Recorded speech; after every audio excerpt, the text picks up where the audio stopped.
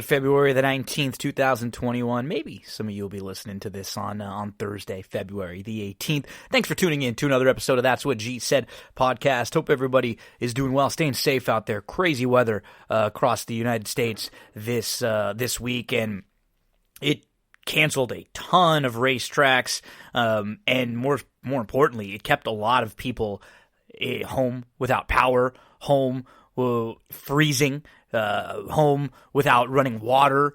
So anyone that was out there that was dealing with those hardships, I'm praying for you. Hope everything is getting better for you and your family, and you were able to make it through it.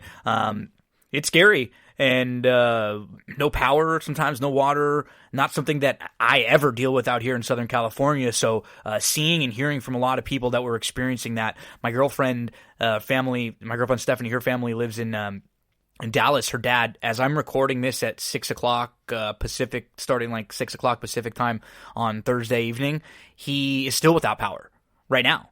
And it's 28 degrees over there. So they canceled tons of racetracks. Sam Houston, where we generally cover a lot of their races, they got hit really, really hard. It was supposed to be a big week for them. So they will be rescheduling for next week. They had races canceled all week. Same thing with Oaklawn, canceled all the week. Aqueduct had a day canceled earlier in the week. Charlestown had some racing canceled. So it has been all over the place. And some of the guests that we had scheduled this week, we're going to talk to Martha Clausen next week. We're going to talk to Jeremy Balin next week. We're going to talk to Nick Tamero next week. We're Chad Cooper. All of those interviews were impacted by the weather, either people that were without power for a few days or topics we were going to discuss that are just no longer even happening this weekend. So on this particular episode, we're going to talk some NBA with Erik. We're going to go to Saturday racing, Gulfstream, Laurel, and Santa Anita, and then we close things out with the old wrestling rewatch, WWF Canadian Stampede 1997, the Hart Foundation. This was one of my favorite pay-per-views. Unbelievable crowd atmosphere, and Andrew Champagne, Darin Zocccali joined, so we're going to talk with them about that show to close things out. And as I mentioned, so next week we'll have Martha Clausen talking Sam Houston. We'll have setting us up for a week where they have a big stakes Saturday. Nick Tamero is going to talk about those stakes on Saturday with us. Jeremy Balin's going to help us out handicapping some Sam Houston earlier in the week, and we're going to talk NBA with Dave Handelin early in the week, and then Erik later in the week, wrestling with Chad Cooper, Fountain of Youth and Gulfstream Park with Barry Spears, WandaVision with Tim Kelly, and I'm going to, next week, recap Young Rock. I actually watched the first episode. I thought it was a lot of fun. So if you haven't watched it, check it out. It was on NBC. You can probably watch it on the NBC app or on Hulu or anything like that. Watch Young Rock. It is about Rock's life, and it's the format of the show is him. He, in 10 years from now, running for president, and he's doing a tell-all interview where he goes through his entire life, and so he's kind of the voiceover of a lot of the show. He's being interviewed by Randall Park, and then it goes through him when he's, in high school, and then into college at Miami, and then it's going to start going through wrestling, so it'll go through his life. I thought it was a lot of fun. It was very interesting. If you like The Rock, if you're sort of a wrestling fan, you'll enjoy it. You don't even have to be a wrestling fan, but there are just some wrestling references and characters in there that you'll really know and get a kick out of seeing. So we'll talk some Young Rock. There's also coming up this weekend, WWE Elimination Chamber. Next week, we'll have a recap on that with Chad Cooper. He was one who was without water, without some power for a few days. So best of luck to Chad, who's over there not in the best in Texas. Elimination Chamber this weekend. And then the NFL news. Big trade. Carson Wentz traded to the Indianapolis Colts for a second-round pick, for a 2021 third and a conditional 2022 second round that could turn into a first-rounder. The Eagles get the 85th overall pick in this year's draft. Conditional second-rounder can become a first-rounder based on Wentz's playing time. He needs to play 75% of the snaps for it to become a first-rounder. So Wentz move back to Reich, back to a coach that he had some success with when Reich was in Philadelphia.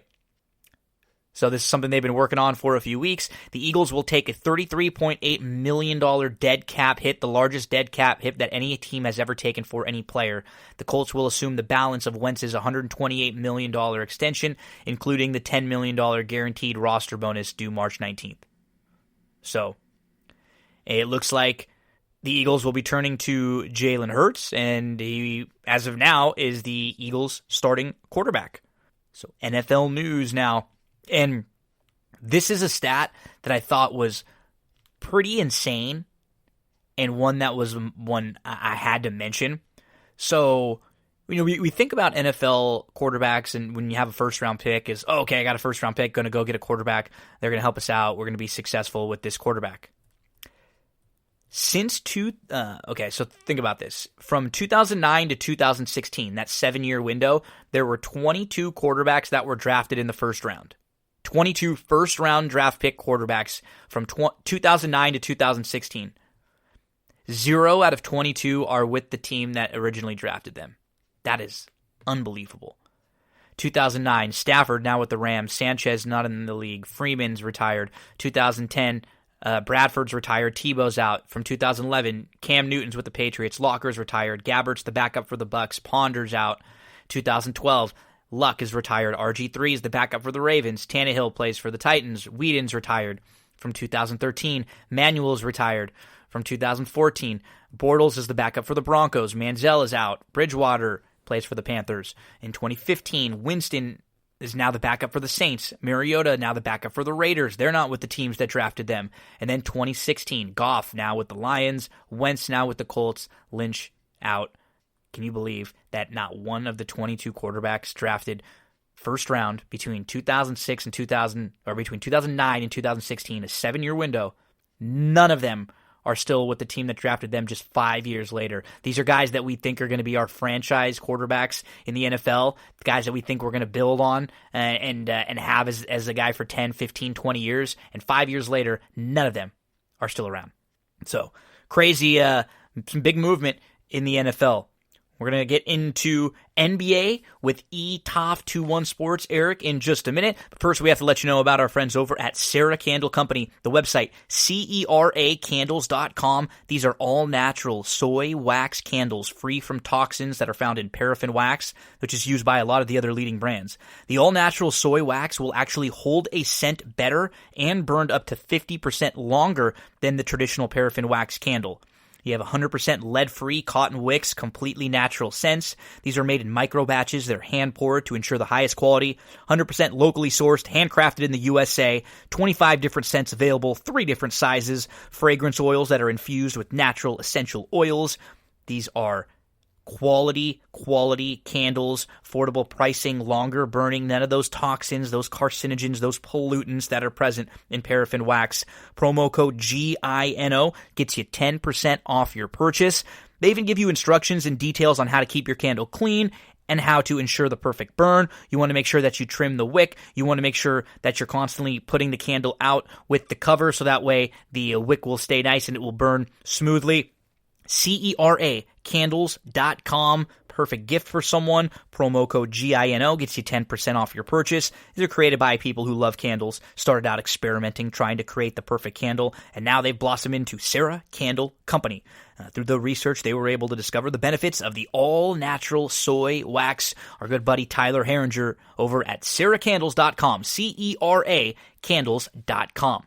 Let's get into this week's NBA Who's Hot, Who's Not segment with Erik. eTOF21 Sports joins us here again on That's What G Said. NBA! Who's hot, who's not, who's hot, who's not? NBA Who's Hot, Who's Not. Well, I know a lot of the country is not hot. I'm doing okay over here in Southern California, but our buddy Erik has been in Chicago, I believe, where it has not been the best of weather. But you've at least been with water and with power, right, buddy? Yeah. I mean, I've had water, I've had power. I'm cold and not want to go outside. I think we got, what do we get? 18 inches of snow on Monday night. So, but it wasn't that bad. The 15-mile commute from where I coach to where I live took 2.5 hours Monday night. Oh, but survived. So no complaints. Could be worse, right? As I say, it always could be worse. Couple teams that we have to talk about in the NBA where things are not necessarily going great forward. We'll start with the team that I'm a big fan of. Now they continue to play well, but Anthony Davis is going to be missing at least. You and I are recording this on Thursday evening, right before the Lakers play the Nets. So this will be the second of the 9 games that we know for sure he's going to miss in the end of the first half of the season. Then it's the All-Star break. He won't be playing in the All-Star game or over the break. Then it'll come down to, is he ready to go following the All-Star break, or do they give him even more time? So we're thinking like at least about 10 games, it looks like, for the Lakers without AD. And this is not going to be an easy injury for them to deal with because, honestly, Erik, they hadn't been playing all that great throughout. They've been winning. But there haven't been very many teams in the NBA, honestly, who have been completely dominant. We can probably look to 2 or 3. So it'll be important over the next few weeks to see, hey, can the Lakers just sort of go about 500 while he's gone? And B, can he get 100% healthy? Because I don't think the Lakers can win a title without the Anthony Davis that they had from last year's playoff run. I mean, you hit it on the head. He's got to get healthy, and it's important to remember this is the same injury that Durant had before he tore his Achilles in that finals a couple years ago. So I really don't reached up into the calf already, so it started to spread a little bit. I think a positive is that the second half of the NBA season, it's going to be more spread out, right? I think in our head we're kind of thinking that it will end at the same time of the year, but the NBA season is going to actually go on till about mid-May. So he has time to get right, at least. And the nice thing with the Lakers, I mean, example, the Celtics, like, they didn't take care of business. Now, with guys out, have it be Smart or Tatum back a couple weeks ago with COVID, they didn't win when they had those guys. Lakers won when they had Davis and LeBron. They're sitting in second now. They got a margin for error. Yeah, they got a huge. So if they go 500 when he's gone, I mean, what's the most they're going to drop to 3? I mean, long term, the team it benefits, and I hate to say an injury benefits a team, is Utah, because you said it last week when we talked. Utah can't go Clippers or Lakers, Clippers back to back in a series. Now it's looking like the Clippers and Lakers will have to battle it out and then get Utah if Utah can get past the 4-5. So it benefits Utah long term. Huge for them. We're talking about a Utah team right now that has been on a run that is incredible. So they're 24-5 overall, and since January the 8th, they've got 1 loss. The loss that they have is in a game where they played Denver and Jokic scored 47. That's the only loss they have. Like they needed a guy to score 47 to beat them. And otherwise they haven't lost a game in almost a month and a half now. So just major props to a Utah team that I know it's funny.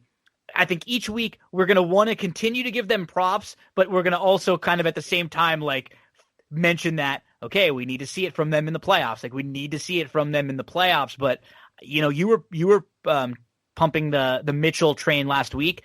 I think they have that guy in the playoffs that you kind of want. He showed last year he can sort of be that dog, go get you a bucket, help win you a game. It'll just be about, like we said, matching things up. He can win you a few games, but if you have to go Lakers, Clippers back to back, that's going to be tough. If you can get around them, and maybe you have to go like maybe you play like a Portland or someone like that in the middle instead of having to play Lakers and then Clippers or Clippers and then Lakers, you got a shot. I mean, what they're doing, they started 4-4, and they've just been on an absolute tear. The game in Denver, you mentioned, Denver had something ridiculous, like 15 3-pointers in the first half. They went ballistic from 3, too. Couldn't miss. And last night, they played the Clippers, and I know the Clippers didn't have Paul and Kawhi Leonard. But Kawhi Leonard. But, I mean, Mitchell was 9 of 22, Bogdanovich 2 for 10, and Clarkson 7 for 23. And they still, what was the score? Like without Connolly. Yeah, with like, what was it, like 114, 98, 96? I mean, the game wasn't close. They still got the win. I mean, this team is just moving the ball great. I mean, Gobert had a 20-20, and I'm sure that killed Shaq because Shaq doesn't like Gobert. He But hates him, yeah. But I mean, like, they're just playing basketball, and the ball's just moving so effortlessly. It's really fun basketball to watch. Earlier this week, we heard some comments from Draymond Green, and I sort of agree with some of his comments. He was just saying, hey, look, there should be some consistency to the fact that when a player tries to demand a trade and say he wants to leave and go somewhere, there's a bad stigma around that player. AD got fined. Harden sort of looked bad this year. I do appreciate what Draymond said, though. He mentioned, Harden dogged it, and that's not cool. So he actually called Harden out too. But we have situations like Andre Drummond, and now, like, with the Pistons with Blake Griffin, where teams come out and say, okay, hey, we're going to trade you. They publicly make that statement. And they tell the players that we're not even going to play you, we're going to bench you, which is funny because players in the last couple of years were supposed to be playing if they were healthy no matter what. So why is it okay to bench Blake and Drummond and not, like a guy like LeBron? If the Lakers did that, they'd get fined if he wasn't hurt. So Draymond was a little bit upset. I think he has some reason to be upset because there's no consistency. So that's kind of number one. And then I guess like number two, as far as these guys on the court now, Blake, Drummond, can they help somebody out? And are there some spots that maybe you could see these guys going to?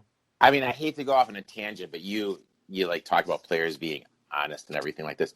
Like, remember what, like, the Suns played the Nets. Nets had that big 24-point comeback down by double digits, 6 to go. Irving's out with an alleged back injury. He's jumping up and down, waving a towel right when they came back. I mean, like, if you're going to miss the game because you want to rest up because they have the lake show tonight, that's fine. But don't be jumping up and down. Yeah, just be honest. But back to that. The one thing that stood out for me from what Draymond said, now, I get it. I understand what he's saying. And I agree with him for the most part. But he was kind of comparing Andre Drummond to James Harden.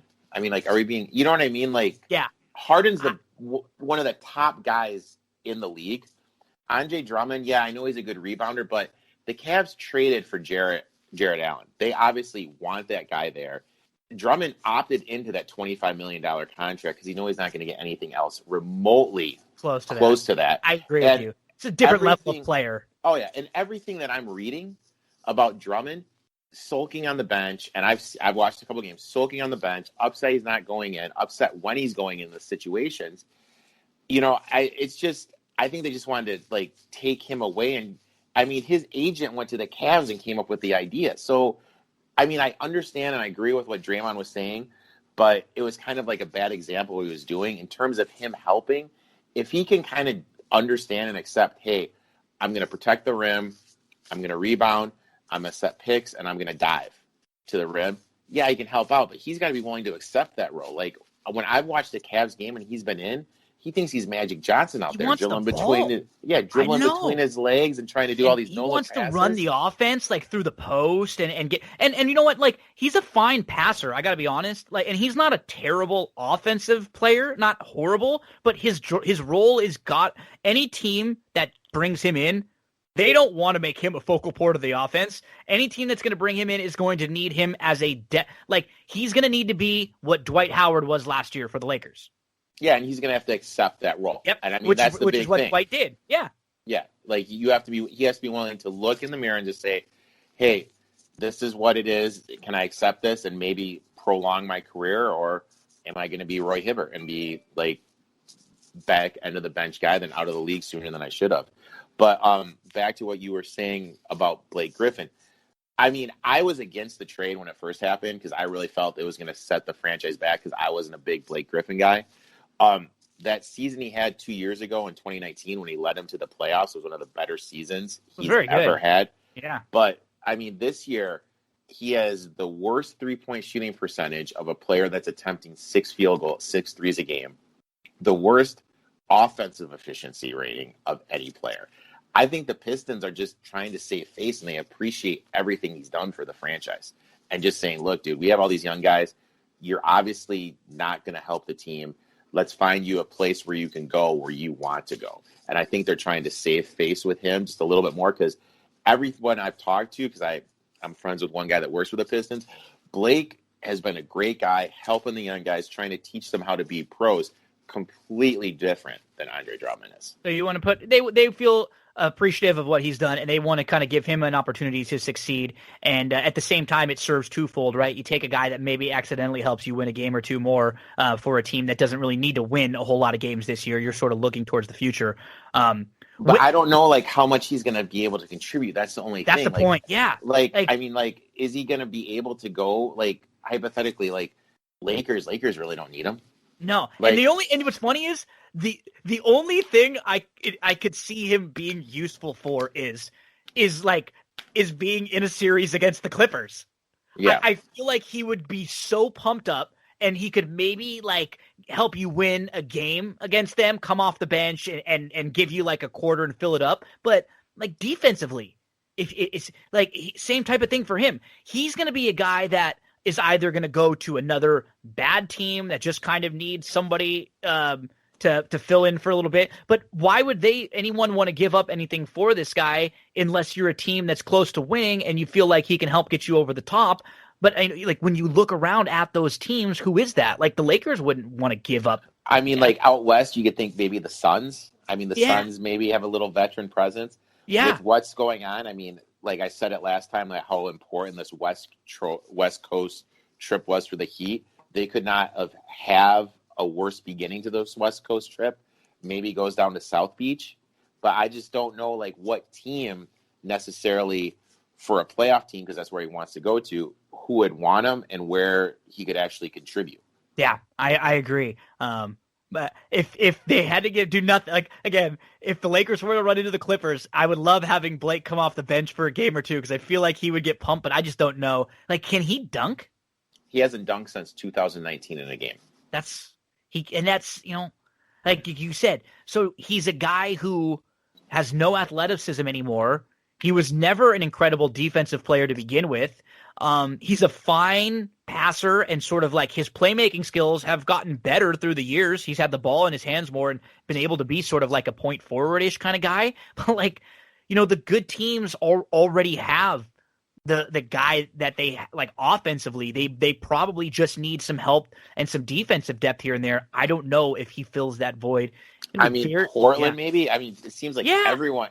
I mean, Portland plays 8 guys right now. Like maybe he'd like accept the role with Portland, but I mean, thinking at the teams on the top of my head, like I can't fit. It doesn't figure. Like I can't figure. Like where does does Thibodeau really want to bring on another like veteran presence? Because they kind of got a fun thing going. Like they're sort of overachieving and playing pretty good defense, and it seems like they sort of like their group of guys they've got right now.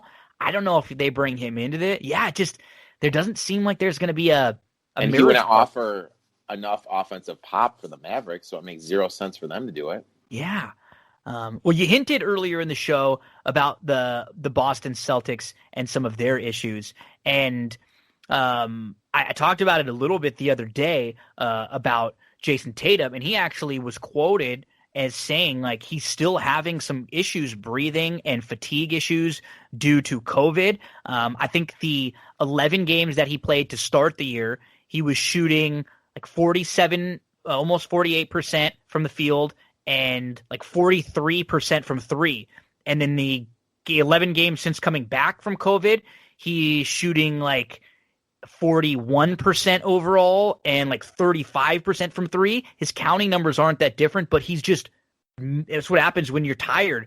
Short legs, you miss a ton more shots. You're short on everything. They have their Kemba trade. I mean, they've gotten almost nothing since the All-Star break of last year. They've gotten basically nothing from Kemba, like absolutely nothing. Right now they'd love to have a Hayward or a Horford on that roster. Their bench is filled up with a bunch of guys, like all these picks through the years that Danny Ainge has stacked, and he hit on Brown, he hit on Tatum, and everyone else in the middle of the first round, he's missed on. And just like as a comparison, look at the Lakers and some of the guys through the years that they've got. Right now, they have players that are contributing. Wouldn't Boston love a Kuzma coming off their bench? Or how about a Jordan Clarkson coming off their bench, who was those guys were all middle to late first rounders. How about an Alex Caruso, who was a G League guy? How about a THT, who the Lakers can't really even get a whole lot of minutes for? He would be like the 6th or 7th guy in Boston. This is something that you and I talked about with a few of these teams before the year. Toronto was one of them, and they struggled. They're starting to play a little bit better. They're kicking the crap out of Milwaukee right now.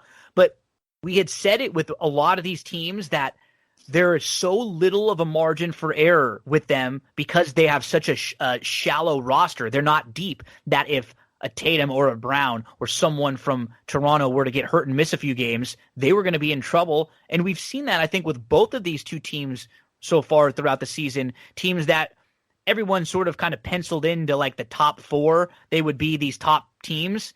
I mean, the East is bad, and they're still struggling. Both of these teams in a bad East. Boston is 14-14, and Toronto is 13-15. They'll be 14-15 in just a few minutes.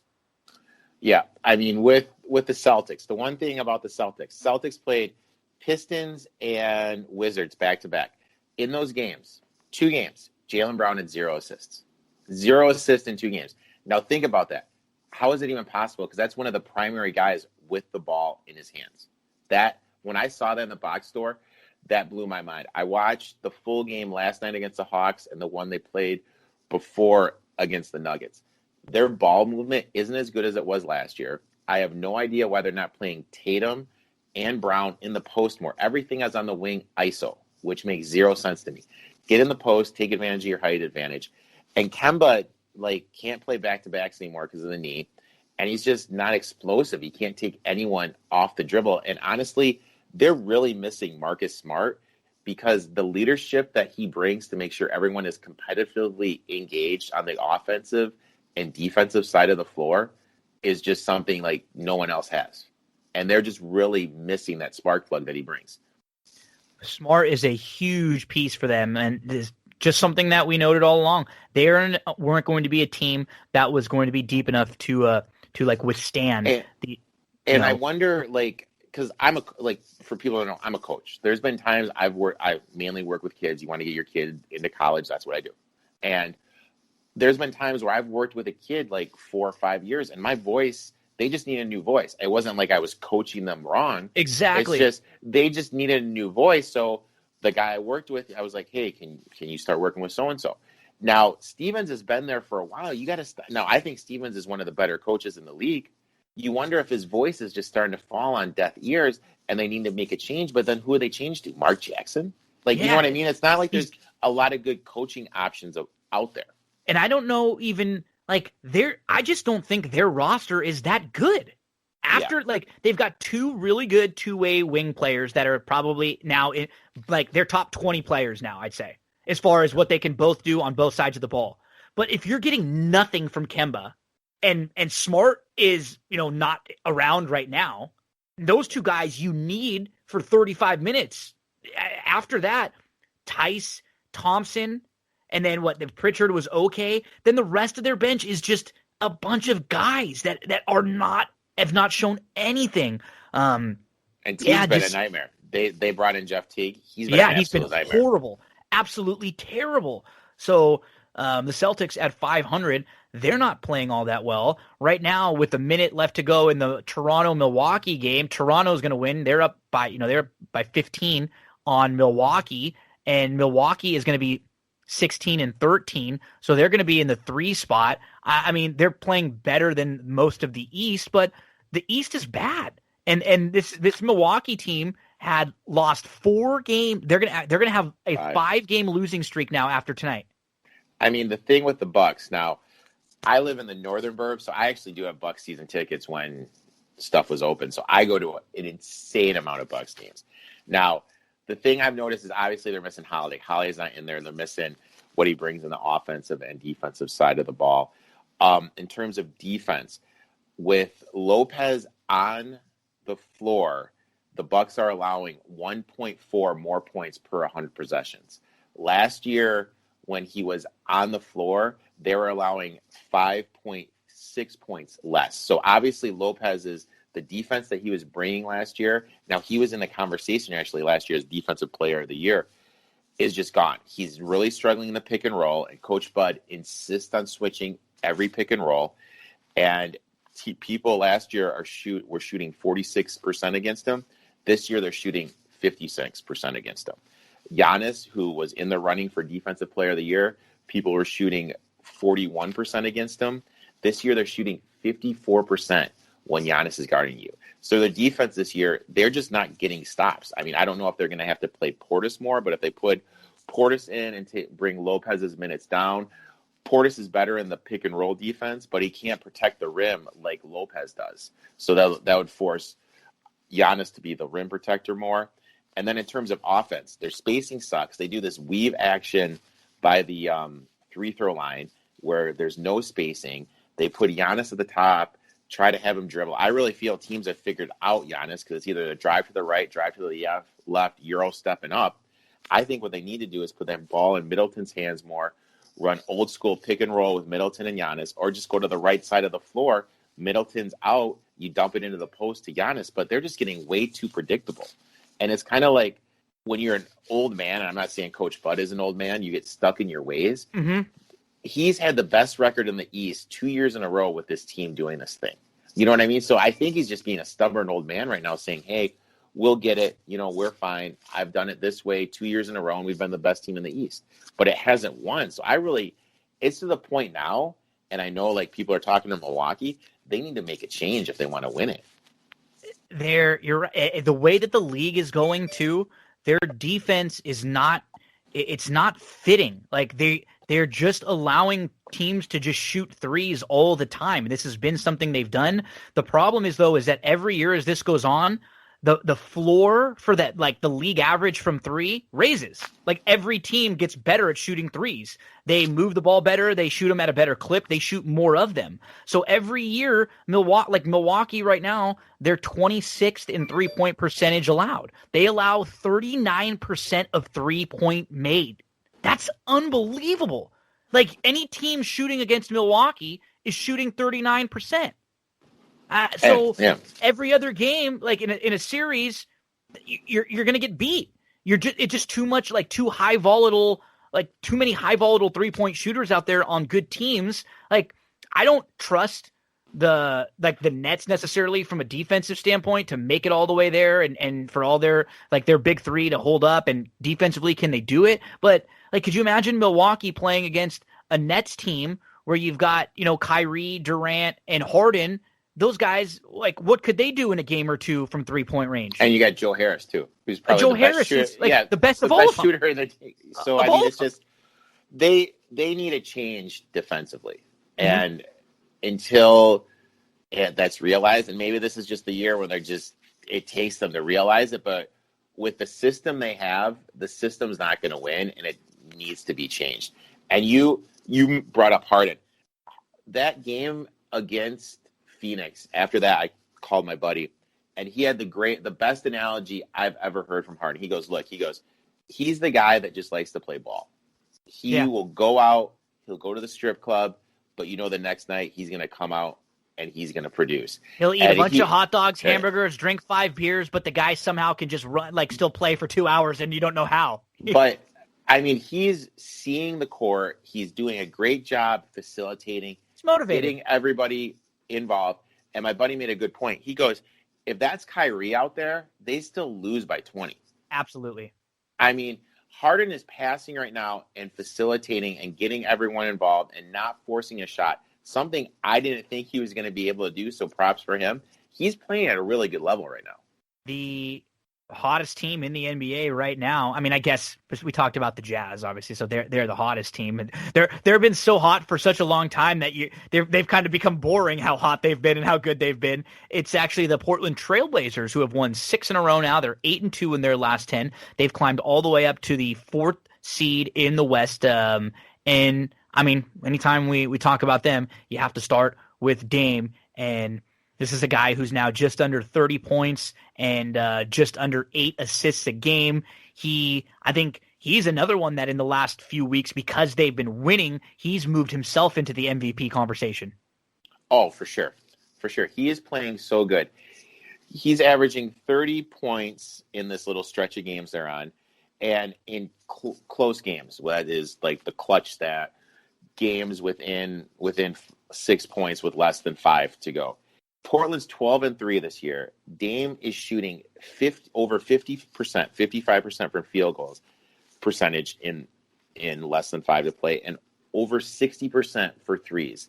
The level he is playing is just insane.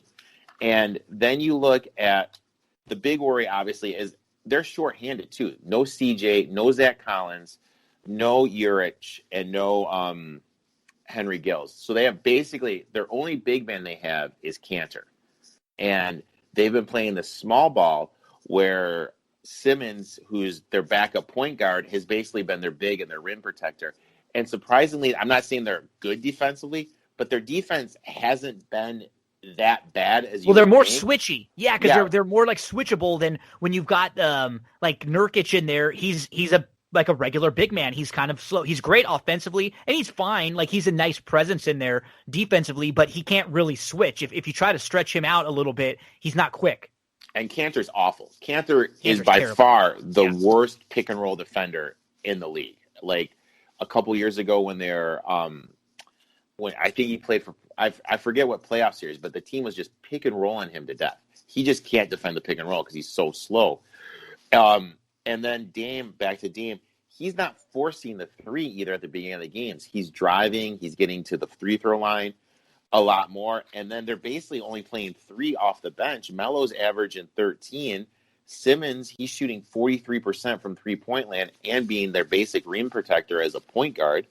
And Narsing Little is shooting 64% for 3. Granted, he doesn't have that many attempts, but he's still, in his limited opportunity, he's able to fill it. I mean, if this team can get healthy, which is a big if, and they're the 4 seed, that could be a dangerous little matchup for Utah. Yeah, you're right, because they're that's a team that will bring Gobert out, try to make Gobert guard the perimeter a little bit more, and any of the I always feel bad because it seems like every year, maybe of the last 4 or 5 years, there's always one stretch of the season where Dame is playing this well, right? Like, he'll always have a stretch where he plays MVP level, and then for whatever reason, he ends up, it's just because he's smaller and he has to carry the team, he'll get a little banged up.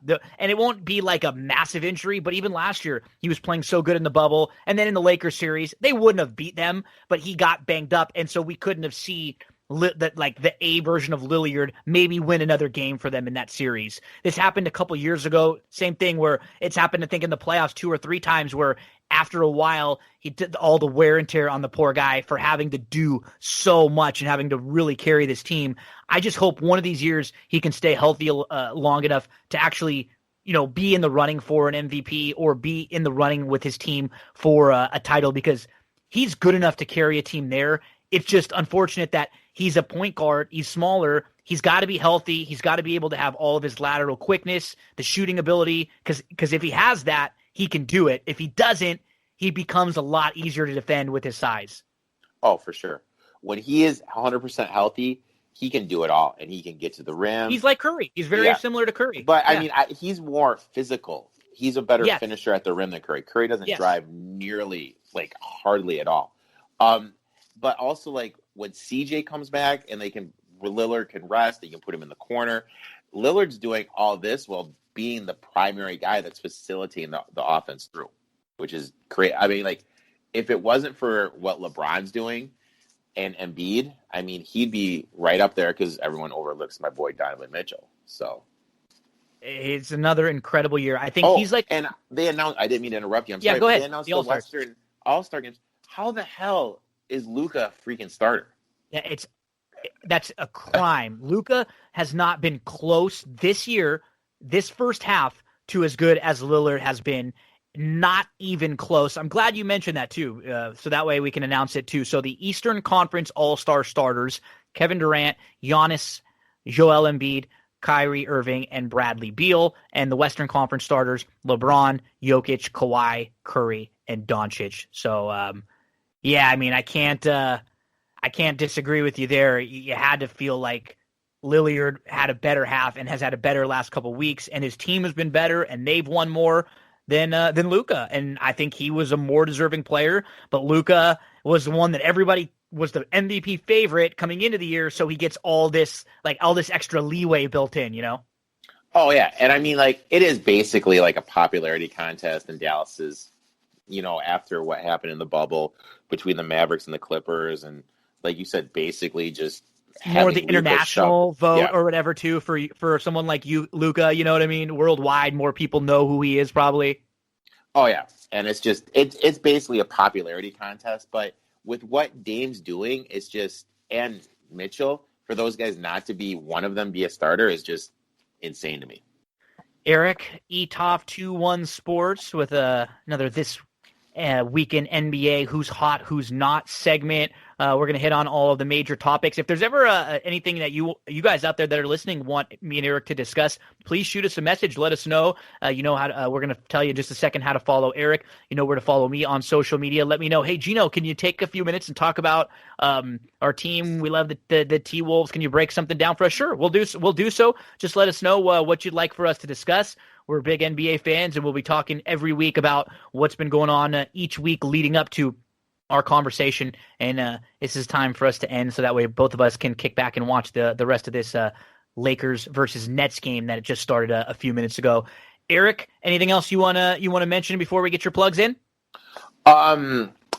Colts aren't winning anything until they get a left tackle. I mean, I know they got Wentz, but there we go. They don't have a left tackle, so let's kind of pump the brakes with the Carson Wentz winning a Super Bowl in Indianapolis. If you get a left tackle there, it'll probably be a better overall spot for him as far as being competitive and having an opportunity to win. But they do have some holes to fill, and we'll see. Because their left tackle. I don't mean to tangent, but their left tackle retired. He was sacked 50 times, 179 times in his 5-year career, and I think mentally he's just gone, and those hits are adding up. And if they don't get that left tackle, I mean, it's going to be a long season in Indy for him. ETOP 2-1 Sports. Where can we follow you on social media? You can follow me on Twitter at ETOP 2-1 Sports. For all the sports betting stuff, I have a couple accounts on Instagram at ETOP 2-1 Sports, and then I have this other one at ETOP 2-1 Sports _fantasy. Where I just do like 5 things from yesterday, recap the sports day. This week, I'm doing my top 25 NFL free agents. Next week will be fantasy football rankings for next year. And my website, ETOP 21 Sports, where you can find the link to my podcast and the little blogs about betting and sports I write. I can be found there too. Erik, thank you so much, buddy. Look forward to talking to you next week here again on That's What G Said. Me too, man. I'll talk to you then. Thanks, Erik. Stay safe over there, buddy. Stay warm. Erik, ETOP 2-1 Sports. Don't go anywhere, folks. We'll be back here with plenty more on That's What G Said. Horse racing fans, many of us have been using the DRF, the daily racing form, for years, studying the races, keeping up to date on news with all the articles. I remember looking for a copy at the local liquor store or picking one up at the local racetrack, wherever I was going. Now it's even easier and cheaper than ever to use DRF with DRF.com and the newly optimized DRF Mobile. You can get all the tracks that you want to bet and handicap. Past performances that are mobile optimized for on-the-go handicapping on your phone. So you go to DRF.com from your mobile device, no additional cost. Tap the calendar icon on the top left. It opens all of the options for past performances and for the tools that are available. One click to bet now and DRF bets. Get real-time odds and scratches on race day. You can tap on any horse and you get those same DRF past performances that you're familiar with a larger font for your mobile display. One click to Formulator for charts, for replays if you get the Formulator version. And even on the classic past performances, you get the home screen with horses, with odds, with buyers. You get a lifetime buyer speed figure graph. You can rotate your phone for the best view. And any horse that you click on, you'll see the running lines. You can easily move from horse to horse. The same data as those traditional classic DRF past performances. You get an interactive format, which is very similar to the DRF Classic version that you're used to on the desktop. Every card includes live data updated instantly with those scratches, and so you get the accessibility from desktop to phone, cross-device functionality. You can take your notes and save them from one device to the next, and then access your account on any of your devices. On-the-go handicapping and wagering, multiple formats to view. You got the overview page with recent speed figures, current day's odds, easy access to expert selections and analysis. You got the buyer speed figure graph with lifetime buyer speed figures and chart notes for every horse. And you got those traditional DRF past performances that are just newly optimized for your mobile phones. They are constantly upgrading, improving, and making everything easier for you to get your handicapping done at drf.com. Big thanks, like always, to Erik, who helps us out so much here on That's What G Said podcast. Make sure to give him a follow on all the social media stuff. He has a great podcast, great website, blogs, and tons of good information for all of the sports fans out there. Let's move on over and talk a little horse racing, and let's talk about the Stable Duel schedule coming up over the next few days. So lots of tracks canceled, keep in mind, but there are plenty of opportunities still at Stable Duel. Friday, StableDuel.com. You can find out the whole contest schedule there if you want, or if you just download the app on your phone, on your iPad. When you go to look at the contest, you can see what contests are available for you. So Friday, you've got Gulfstream Park, a $100 top 3. You got a $2 contest. You got Tampa, a 10 times booster that's only $5 to get in. You got Golden Gate, a $10 contest. And you've got Santa Anita with a $25 top 10 contest. So a bunch of different tracks and a bunch of different contests on Friday. Over on Saturday, you've got Gulfstream Park, a $50 contest for $5,000. You got a $5 contest if the 50 is a little too much for you. At Tampa, there's a $10 contest. There's Sam Houston, that one's canceled. Golden Gate, free ride. You've got Santa Anita with two different options for you, a 5 and a 50 there. So Gulfstream, Tampa, Golden Gate, and Santa Anita, all options for you on Saturday. And I'm going to get to one of the cool bonuses about Saturday in just a second. Sunday, you've got Gulfstream with a $12 contest, a $50 triple up. You've got a Tampa free ride. You got $10 contest at Golden Gate, and then you've got a $5 at Santa Anita and a $100 at Santa Anita. That's on Sunday. So if you're kind of wondering, usually Stable Duel every week sort of has like a big one, a big contest, some theme. This week, it's the Coast to Coast Challenge. Saturday, Stable Duel is hosting its first multi-track bonus opportunity. 2 contests on Saturday that had $50 buy-ins with a $5,000 guaranteed prize pool. One of them's at Gulfstream, one of them at Santa Anita. And we are going to talk about races from both of those tracks here on That's What G Said following in just a few minutes. Saturday, we give out some plays for Gulfstream. Saturday, we give out some plays for Santa Anita. So, if you enter in both of those contests, there will be a $100 bonus to each player who finishes in the top 10 of each. So if you finish top 10 in Santa Anita, top 10 in Gulfstream, you're going to already be winning the prize money for whatever position you finish in, plus a $100 bonus just for getting involved. So just for finishing in both of them, just for getting involved in both and finishing top 10. So how cool is that? You get that added incentive, You would have already gotten the money for finishing top 10, but they're going to give you a little $100 bonus because you played in both. You finished in the top 10 in both. Gulfstream card has the grade 3 Royal Delta. Santa Anita has the grade 2 Buena Vista. 1 bonus per player regardless of the entry. So check it out, the Coast to Coast Challenge on Saturday. Another big Stable Duel weekend coming up. And speaking of Saturday, let's talk about Gulfstream Park on Saturday. So I have some plays at Gulfstream Park. 1st, 3rd, 6th, 7th, 11th are the races I wanted to discuss a little bit of. So let's get the past performances out for February the 20th, and let's look at race number 1. We're looking at the 9 in here, Ginger on My Mind, who has really been competitive at this level in her last couple starts, and I think she proved that she fits very nicely here. She doesn't have to be way out of it. She's sort of a mid-pack to kind of a tactical horse, and any of the last 3 efforts, just a repeat of one of those type of efforts would have her right on the wire. I like the fact that Gaffalione is jumping back aboard, and I actually think that the outside draw is sort of a good spot for her to kind of have some options, be able to tuck in if she needs, or be able to kind of stay in the clear and figure out where she wants to fall in. I hope she doesn't get hooked wide again, but she shouldn't have to be too far out of it. The number 9, Ginger on My Mind. Let's move to race number 3. in your Gulfstream Park on Saturday. Looking at the number 8. And what's nice about a horse like Ginger on My Mind, if you're playing Stable Duel at 6-1, it's not going to cost you all that much with the 6-1 morning line. It'll cost you $5,000 off your Stable Duel lineup.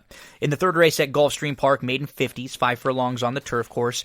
Bree Hazel has only raced 3 times. Her career debut, she hooked a very nice next out winner named Zocccali, and then she tried the grass for her next 2 starts. And in both of those races on the grass, she had a little bit of trouble at the start, so she's been her own worst enemy. But she could stalk really nicely. She missed the break on January the 28th, and then she was in between horses. She was 3 deep. She was in towards the rear, and then she's chasing the top 2 who end up finishing 1-2, and they were 1-2 all the way around. She had actually moved up really nicely into contention and then flattened out late. I thought it was a much better than looks race on paper for the number 8, Bree Hazel, in race number 3 at Gulfstream Park on Saturday. So if we can get anything around, 7-2-ish, that feels about right for Bree Hazel. Let's move into race number 6 for Saturday. Another horse who's sort of like that mid-priced horse who I think is a nice fit. And that's the number 2, Cove Blue, who's going to be taking a pretty sizable drop in class and returning to a track where he has previously won. He should be really right in the mix early on. To his inside, the 1 has a little bit of speed. I actually think Cove Blue probably has some like a little classier speed, might be a little bit better on the front end. Towards the outside, you have a couple horses that maybe are a little tactical. Wouldn't be shocked to see a horse like the 6 like pressing or close to it, but I think the 2 might be able to steal this race. Cove Blue on the drop-in class, trying to win this thing on the front end or very close to it. The number 2, Cove Blue, in race number 6. Let's use that one in all exotics. We'll make a win wager if we can get around 3-1 or so. We move to race number 7. The number 8, Honorable, is now going to go first start off the claim for Mike Maker after having a really bad trip last time out.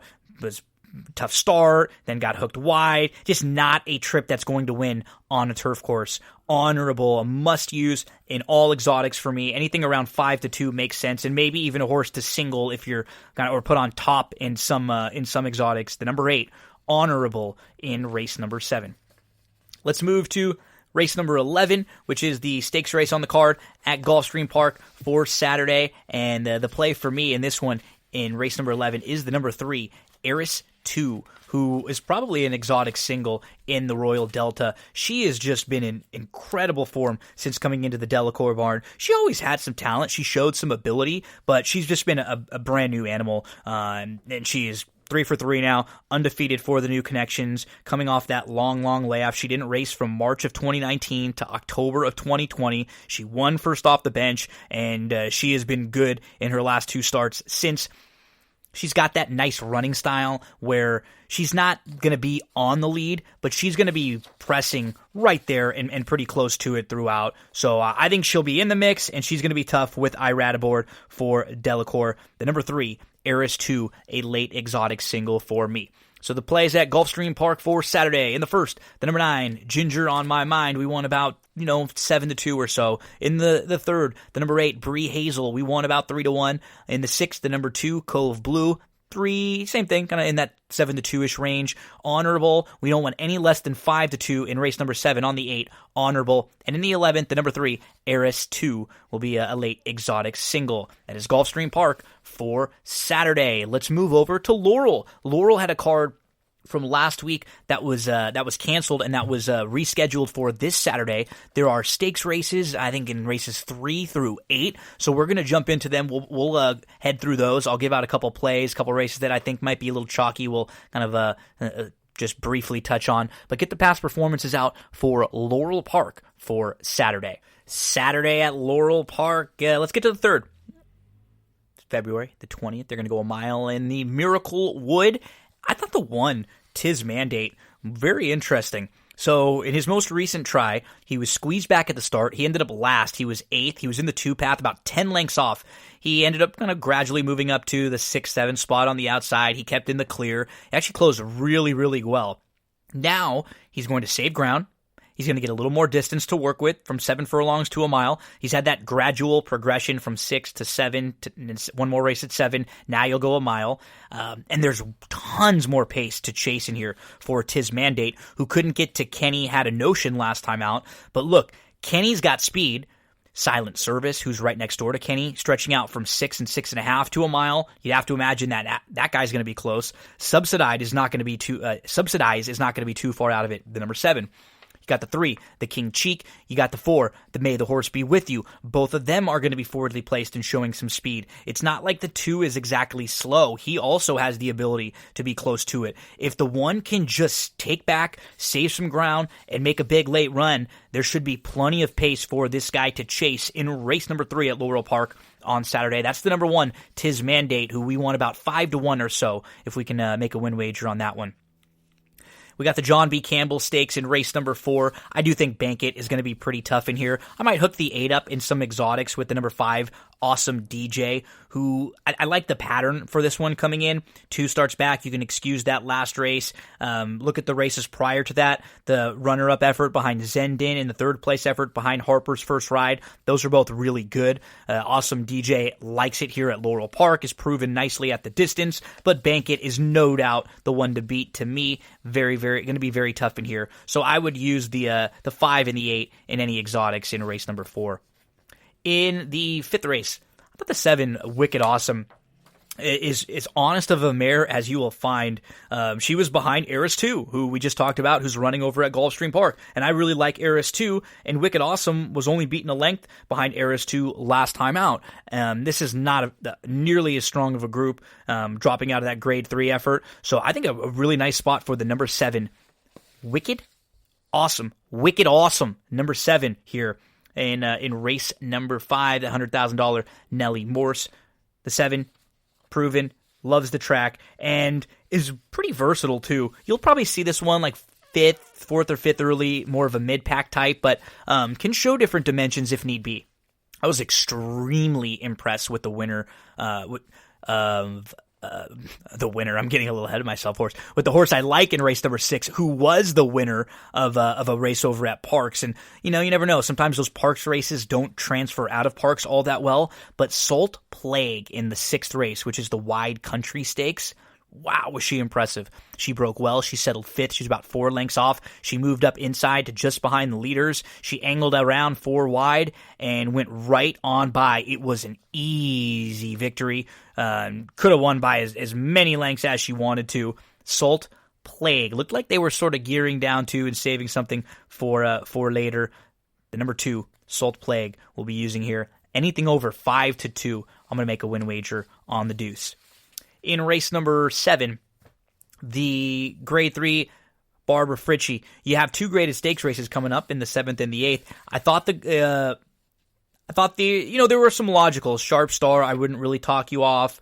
Obviously, don't let Sweets fool you, and Hello Beautiful, very logical. Wouldn't talk you off any of them.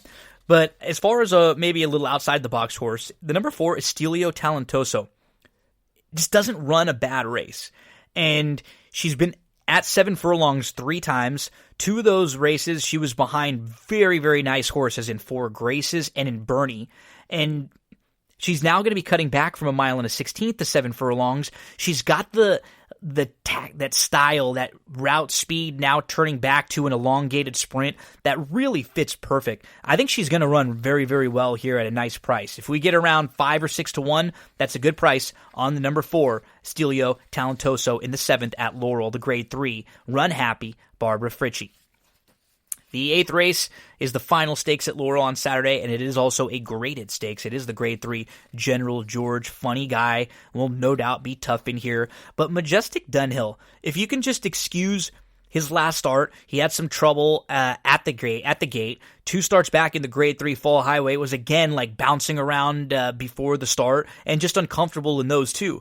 Look at the 2 races prior to that. The Bold Ruler win and the optional claiming runner-up effort right before that. Those are really, really nice races. I think this guy is no doubt capable of jumping up with a race good enough to beat this group, And because he has a couple clunkers in the last few, you'll get a much better price on him than you should, or than you would have had he come into this race with a nice runner-up effort, something like that. So Majestic Dunhill, who has won at Laurel, who is no stranger for 7 furlongs, that's the play for me. Anything around 6-1 or so, I'll make a win wager on Majestic Dunhill.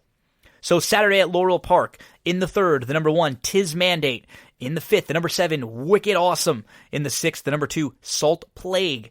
In the 7th, the number 4, Estilio Talentoso. And in the 8th, Majestic Dunhill.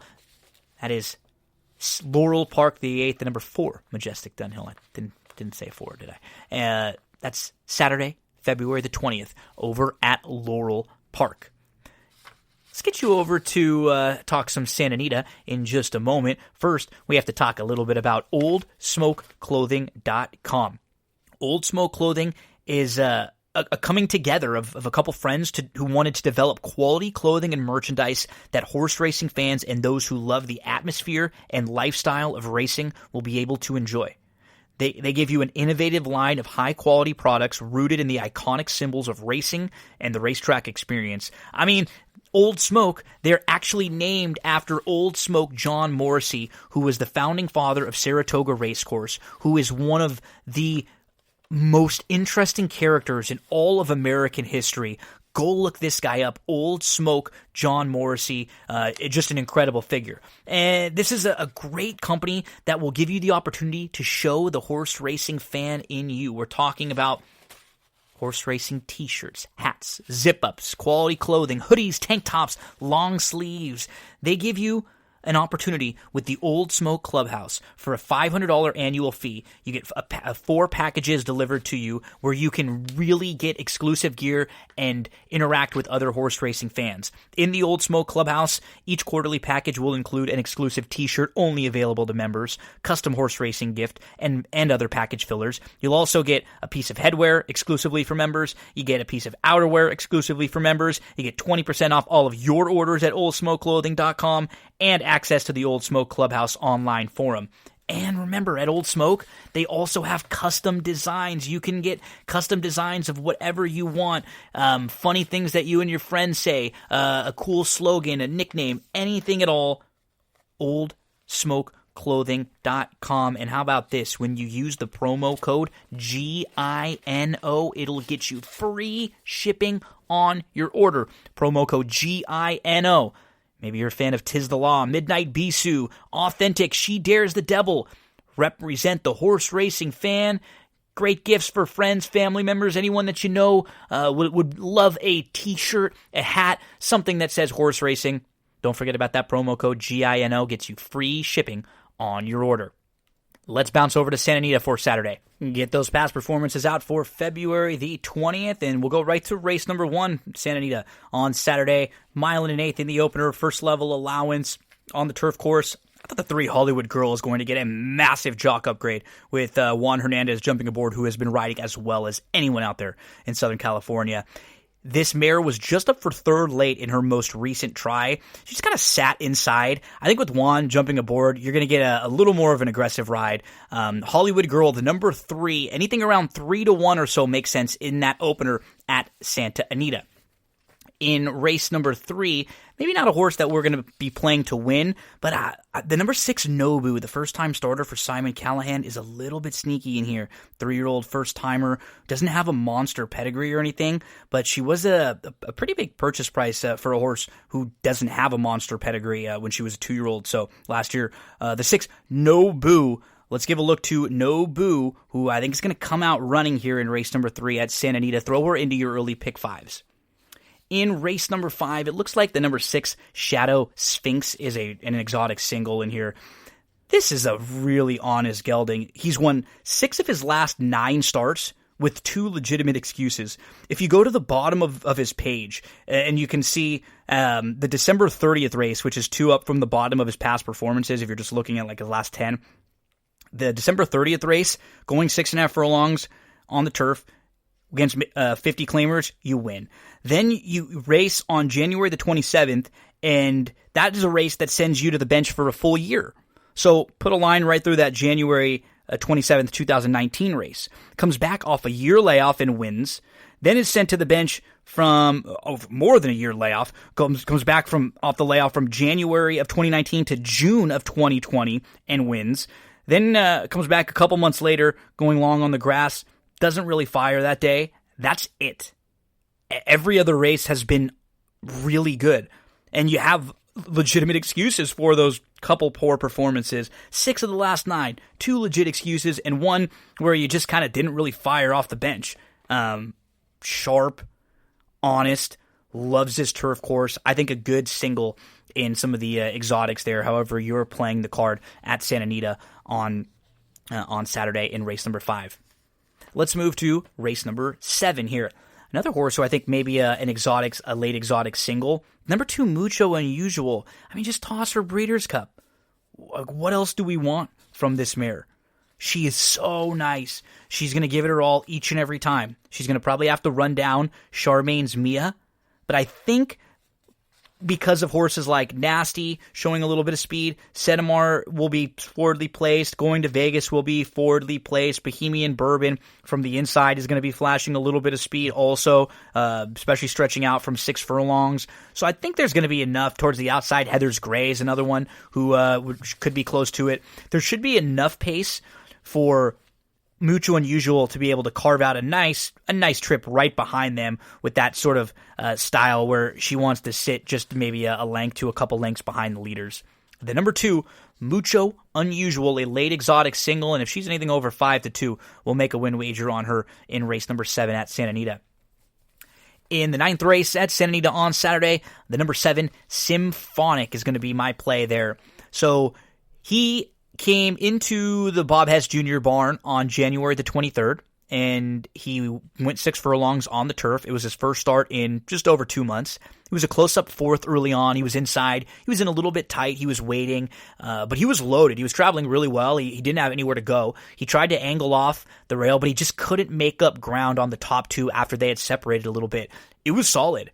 It was his first try for Hess. It was his first try in 2+ months. It was his first try over this course, coming from Churchill out here to Southern California. There are plenty of reasons to believe that Symphonic can improve in this start, and I think he's going to be really, really tough. Anything around 5-1, we'll make a win wager there on the number 7, Symphonic. So at Santa Anita on Saturday, horses that we're looking at in the opener, the number 3, Hollywood Girl. Anything around 3-1. Throw the number 6, Nobu, in your pick 5 in the 3rd. In the 5th race, I thought the 6, Shadow Sphinx, may be a single for me in some of the exotics.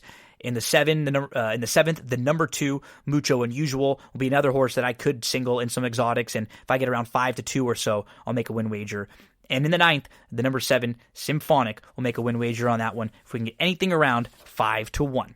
One of the most stressful events in life is moving, relocating, all of the factors that go into that process. A lot of different things that you don't really want to have to worry about yourself. But I know someone who can make your life a lot easier and can help you out in that department. I'm talking about Cindy Carava, full service realtor. Her website, CindyCarava.com. Now, as a full service realtor, she can help you out in many different ways. Selling, purchasing, leasing. She can help you find vendors like handymen, painters, landscapers, gardeners that she's used in her own home and homes.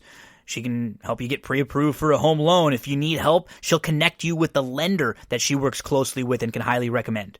She covers all parts of the San Gabriel Valley, parts of North San Diego County, Del Mar, Solana Beach, Rancho, Santa Fe. But if you need help and you're outside of the state of California, she can help you too. If you send her a message, let her know where you are, she will put you in touch with someone in the area who can help you look at whatever you need, who can help you with whatever you need. Hey, maybe you're just curious to see how much your home is worth. She can do a free market analysis of your home's value just to let you know. You can find out information about her on Facebook, Instagram, YouTube, reviews about her on Yelp and Zillow, or CindyCarava.com, that website. It'll have all of her listings, some of the homes that she's sold, all of the great information you need about Cindy there. Carava, that's the last name, Cindy Carava. I've known her personally for almost a decade. She is one of the most honest and genuine people you will ever meet. She's the exact type of person you can trust with all of your real estate needs. Get to CindyCarava.com right now. Make sure to let her know that Gino sent you. Tell her hello. Cindy such a great friend and does such amazing work. Let's close this out with the old wrestling rewatch. We've got WWF In Your House 16, which was Canadian Stampede. So we're heading back to 1997. If you were a wrestling fan around this time, or I mean, most wrestling fans probably know the show I'm talking about. It is one of the best pay-per-views ever. The crowd is unbelievable. It's a short show. It's less than 2 hours. There are only 4 matches on the card. Triple H versus Mankind, Great Sasuke versus Taka Michinoku, Undertaker versus Vader. And then you've got the 5-on-5 main event, the Hart Foundation versus the Team USA, which is Ken Shamrock, Goldust, the Legion of Doom, and Stone Cold. And on the Hart Foundation side, you've got Bret Hart, Brian Pillman, British Bulldog, Neidhart, Jim the Anvil, and Owen Hart. So, In Your House, Canadian Stampede 1997, a great, great show where the Canadians were the heroes, the wrestlers from the United States, they were the villains, and this was during 1997 when this big storyline was happening, when we had Team Canada, who got booed everywhere in the USA, but they were the conquering heroes everywhere in Canada. Love this show. Darin Zocccali and Andrew Champagne join me for the old wrestling rewatch. Oh, yeah. Old wrestling rewatch with Andrew Champagne and Darin Zocccali. This week's old wrestling rewatch will take us to the middle of 1997, right when the WWF, now WWE, was starting to turn. Things were starting to get hot. This angle, this team, the Hart Foundation, Team Canada angle that ran through a lot of 1997 and was kind of like invoking Steve Austin, and then got the Steve Austin McMahon stuff started. This was some of the biggest and some of the most important and the hottest storylines in the history of the company. They would roll into really the Attitude Era. This was sort of the jump start of it all right here. This is an awesome show. It's a great short rewatch of a show. If you're looking for a fun one, a show that has absolutely no bad on it, because everything is solid to very, very good. The crowd is hot. They are in Canada, in Calgary, Alberta, in the middle of the rodeo. So it's just a perfect setting for a wrestling show, especially when you have these hometown heroes like the Harts. So DZ, Andrew Champagne along board like always. Darin, what are your overall thoughts of 1997 Canadian Stampede? It's a great show. It really is. It's a very easy watch. It's a very fast show, but it's not for lack of content or lack of excitement. The main event, it has a WrestleMania feel to it. The crowd is sensational. The entire match from start to finish, you feel like you're going 1,000 miles an hour. They never take their foot off the accelerator. And even the 3 matches prior, they offer different things for different folks, but they're all good in their own right. And it's an interesting show because of how it flips the heels and the faces in the main event. It's an interesting show to see how the crowd reacts to some people, how they don't react to others. It's weird to not have a Road Warrior pop when LOD comes out. It's one of the stranger things that I've seen in terms of watching a wrestling rewatch back. But it's just, I would just call it fun. It's just a good old fun show that was just really enjoyable. And the crowd, especially for the main event, really made it even that much more fun. Darin hit on most of what I was going to say. The one word that I'll add to it is, it's quick.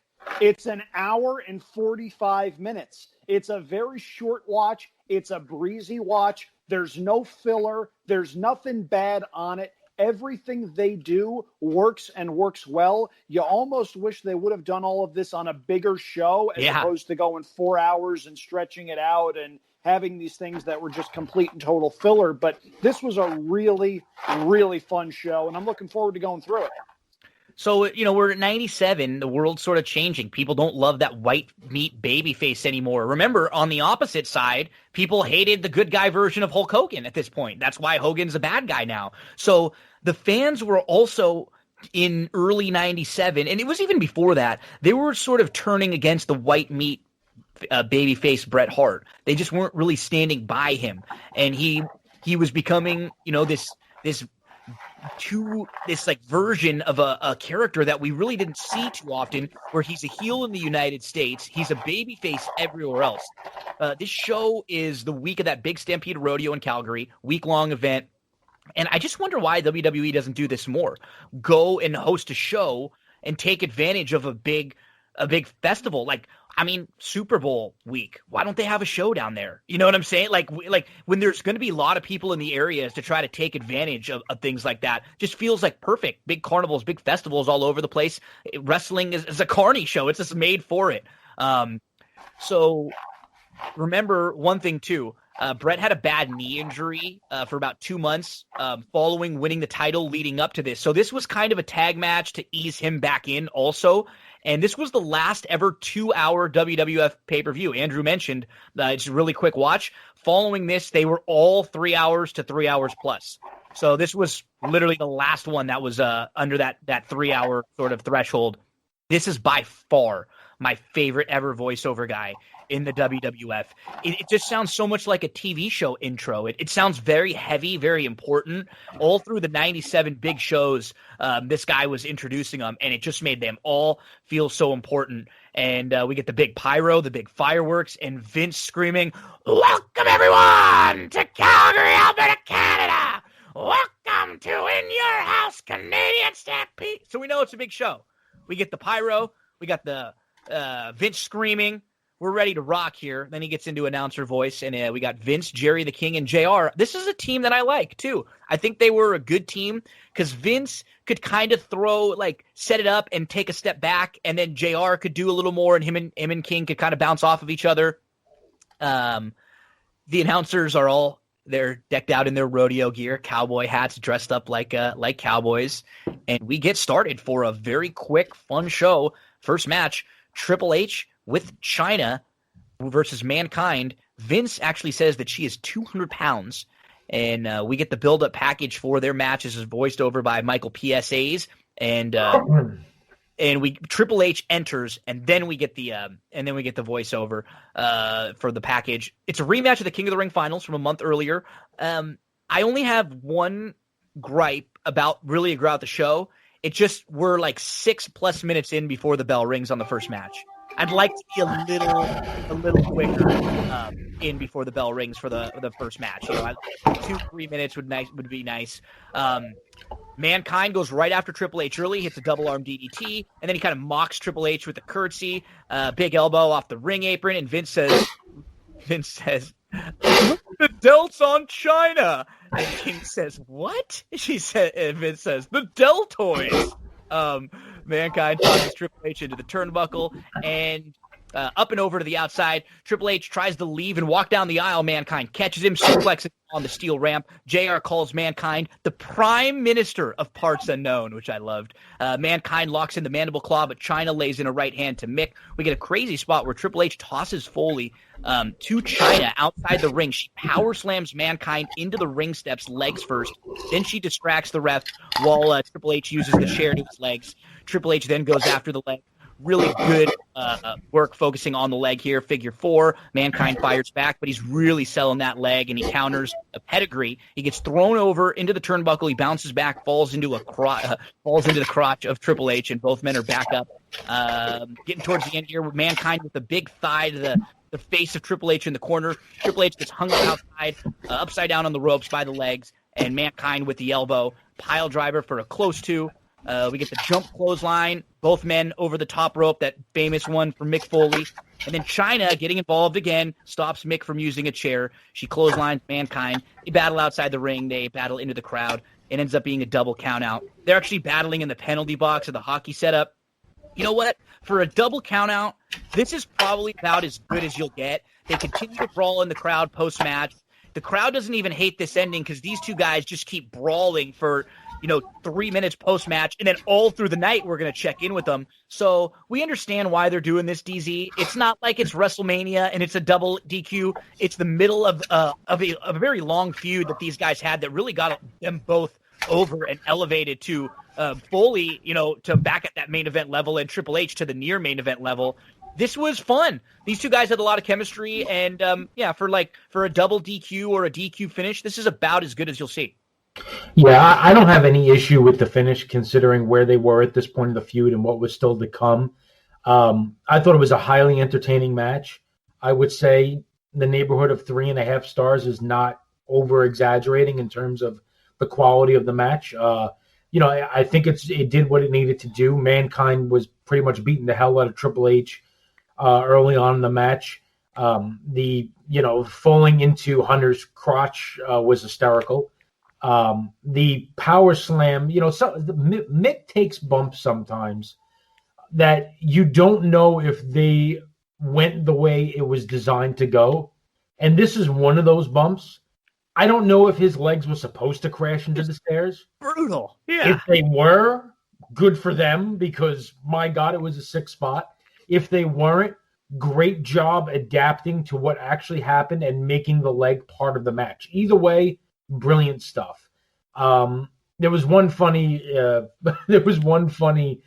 comment from Vince where after Mankind hits Triple H with a pile driver, they ended up going out to the floor, and you talked about China hits Mankind with a clothesline, and Vince says, "Oh man, Mankind is getting it from both ends." And I just had to laugh. You brought up too many visuals in my head.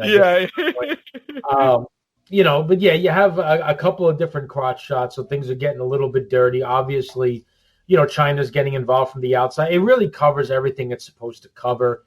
It sets up the feud to continue, and these guys just continue to beat the hell out of each other basically throughout the show, all over the Stampede. So I thought it was a great opener. Really enjoyed it. Good stuff, and it set things up for the future.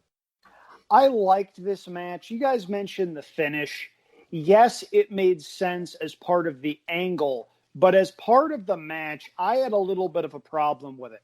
They allow all sorts of stuff with China, stuff that's in direct view of the ref in some cases, and it doesn't get called or officiated or anything like that.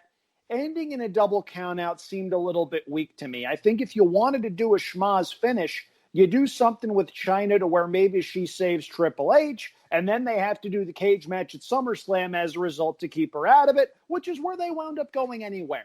Having said that, this was still a pretty good match. Triple H was not a finished product at this point, but you could tell he was getting there. And Mankind at this point was emerging as somebody who wasn't just the guy taking ridiculous bumps in ridiculous matches.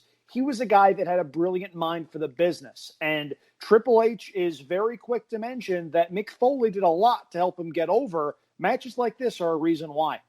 Yeah, Mick's got a run in some of these in-your-house matches. He's got the one, and we'll do eventually one time, I think it's called Mind Games with Shawn Michaels, where they have like a 4 to 4.5 star awesome match for the title in 96. He, we think of him as the guy that goes to the cell, but he could work in the ring. And this was a really good match from Mick as we got a hot opener to start.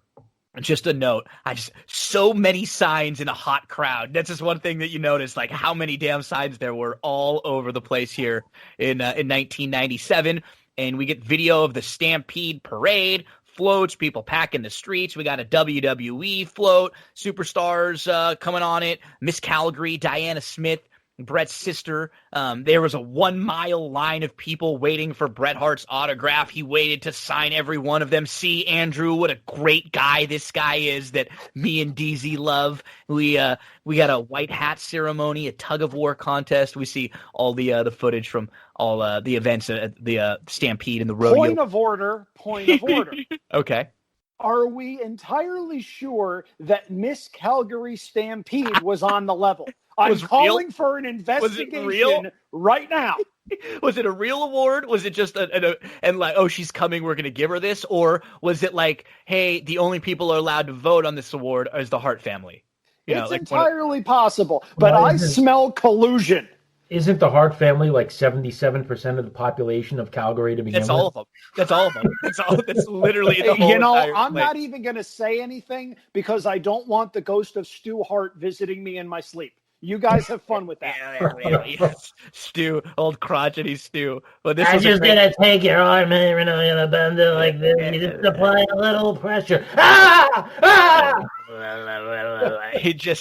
This was a great night for Stu, though. He had to be glowing in this night and you know what? WWF did him well this night. They did him and his family well. Like, how many people Nod to the old territory was cool.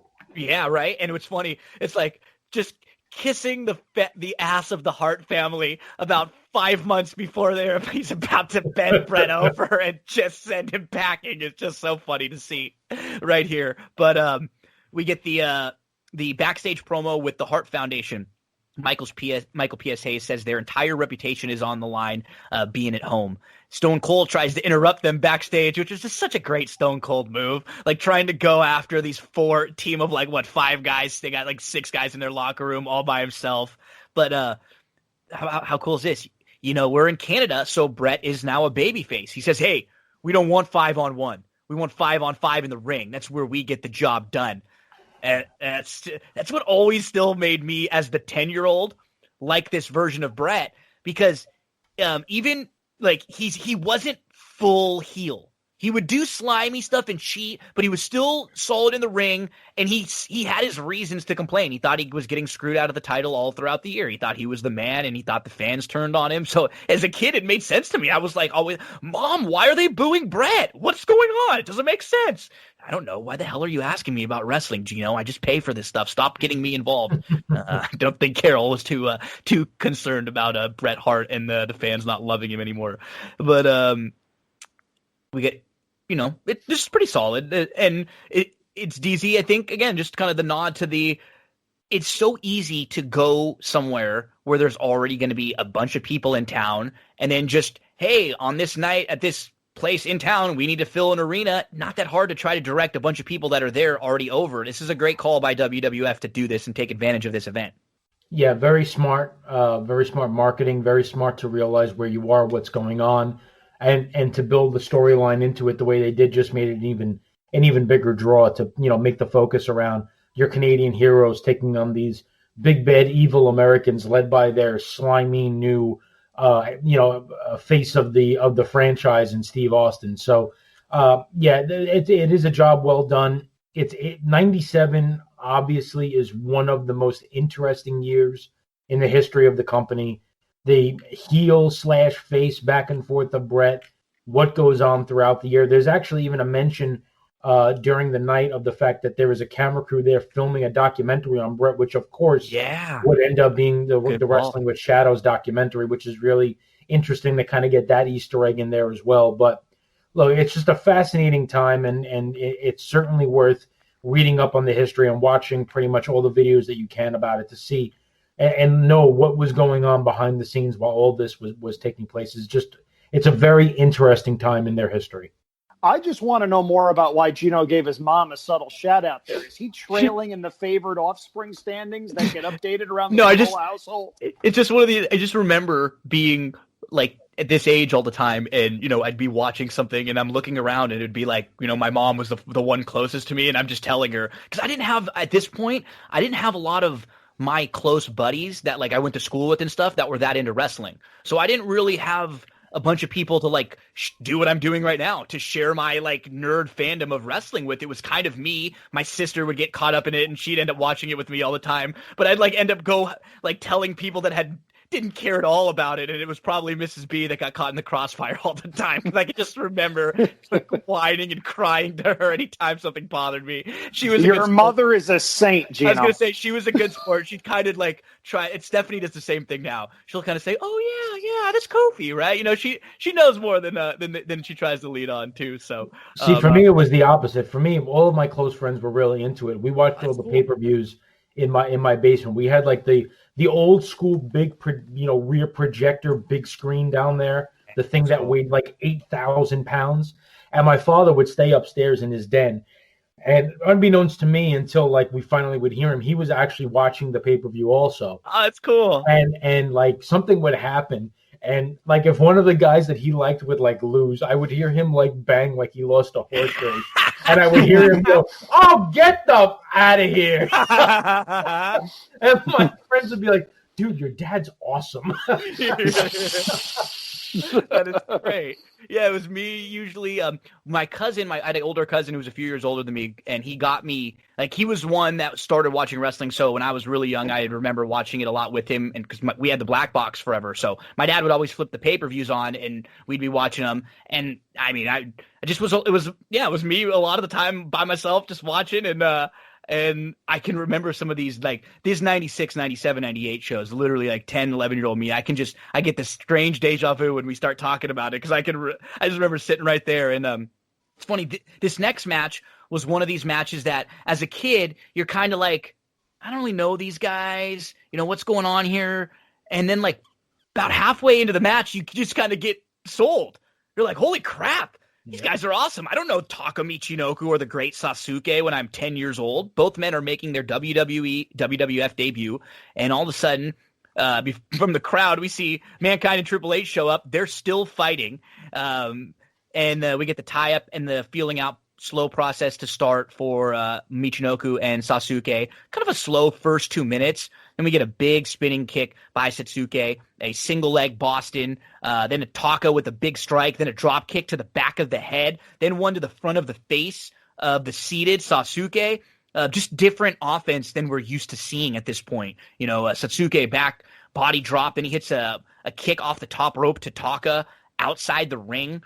Sasuke is just laying in some kicks. They're stiff. Taka's out on the mat, and then Taka catches a leg, then a leg whip. Sasuke ducks outside, and Taka leaps to the top rope and springboards. He could get so much air, this guy. It was unbelievable. And he would, like, float up in the air, and he just kind of get this hang time where it was unbelievable. And he would do this repeatedly. He hit this springboard plancha to Satsuke. My words were effing incredible. My notes, air and ability to just run and jump. He ran from the ring and just leaped straight to the top and jumped. It wasn't like he like pulled himself up. He just ran, leaped, and then blew. You don't see many guys do this, even try to do this. The margin for error there is so thin. Trying this on your first ever match in like a WWE crowd and on a big show like this really shows you how much confidence this guy has in himself. Back in the ring, Satsuke hits a suplex. Taka lands on his feet. Then a standing Hurricane Rana, a quick arm step over roll up by Taka, and then outside the ring, you get a Satsuke springboard moonsault from the apron on Taka. Belly to belly by Taka. We get a drop kick to Satsuke's back, and then a Michinoku driver, which would become his finisher for 2. Taka off the top with a drop kick. Power bomb, then an underhook back suplex into a pin by Satsuke. You get 10 minutes. The last 7 minutes of this match were awesome. This is really good stuff, Darin, and this is something that you're not seeing on WWF TV at the time, and you're seeing a little more of it on WCW, but even them with the lucha is a little different than like the Japanese style, so this is really fresh at this time. I was actually just going to say that. So WCW at the time was kind of going with a more, loose lucha libre style with their cruiserweights, as you were talking about. And this style, while it does have the high flying aerial tactics, the Japanese style is different. And it's a nice contrast between the two. And it's kind of interesting to look back on the matches at that level between the two companies at the time and notice those differences between the two. Yeah, I mean, you mentioned everything that's great about the match. All the moves you mentioned are fantastic. I'll be honest with you. I was caught off guard. I forgot the finish of the match when he hit the Michinoku driver. And I thought that was it. I thought that was it. And because he was built so strong. He was the guy, like that they built this around. I forgot that he didn't win this match. I just assumed he was going to win. Yeah. Yeah, so I mean, Sasuke he did 2 matches against Michinoku in WWE, and then he went back to Japan. Michinoku, he stays in the federation, but they kind of like, it's not that they don't use him because they obviously do, but they end up kind of building a division around guys like, Scott Putski and Brian Christopher and stuff like that, and things went off the rails a little bit. From my money, from what I can remember of these light heavyweight matches at the time, I can't remember one that I thought was better than this. This in is the best one. WWE. I think this is the best one. I really do. I think these guys didn't really get any much instruction either because they were so new and they just kind of came in and tore the house down, you know? Because sometimes you wonder if and Andrew, this is something we see nowadays, and I was always wondering this with the cruiserweights and the 205. You get the feeling that some of those guys are instructed to like not go out there and tear the freaking house down, because there's such similar style sometimes with the main event. Like, what does someone like a Seth Rollins do all that much different than someone in the cruiserweights? You know, so it's almost like they hold back a little bit. These guys weren't holding back.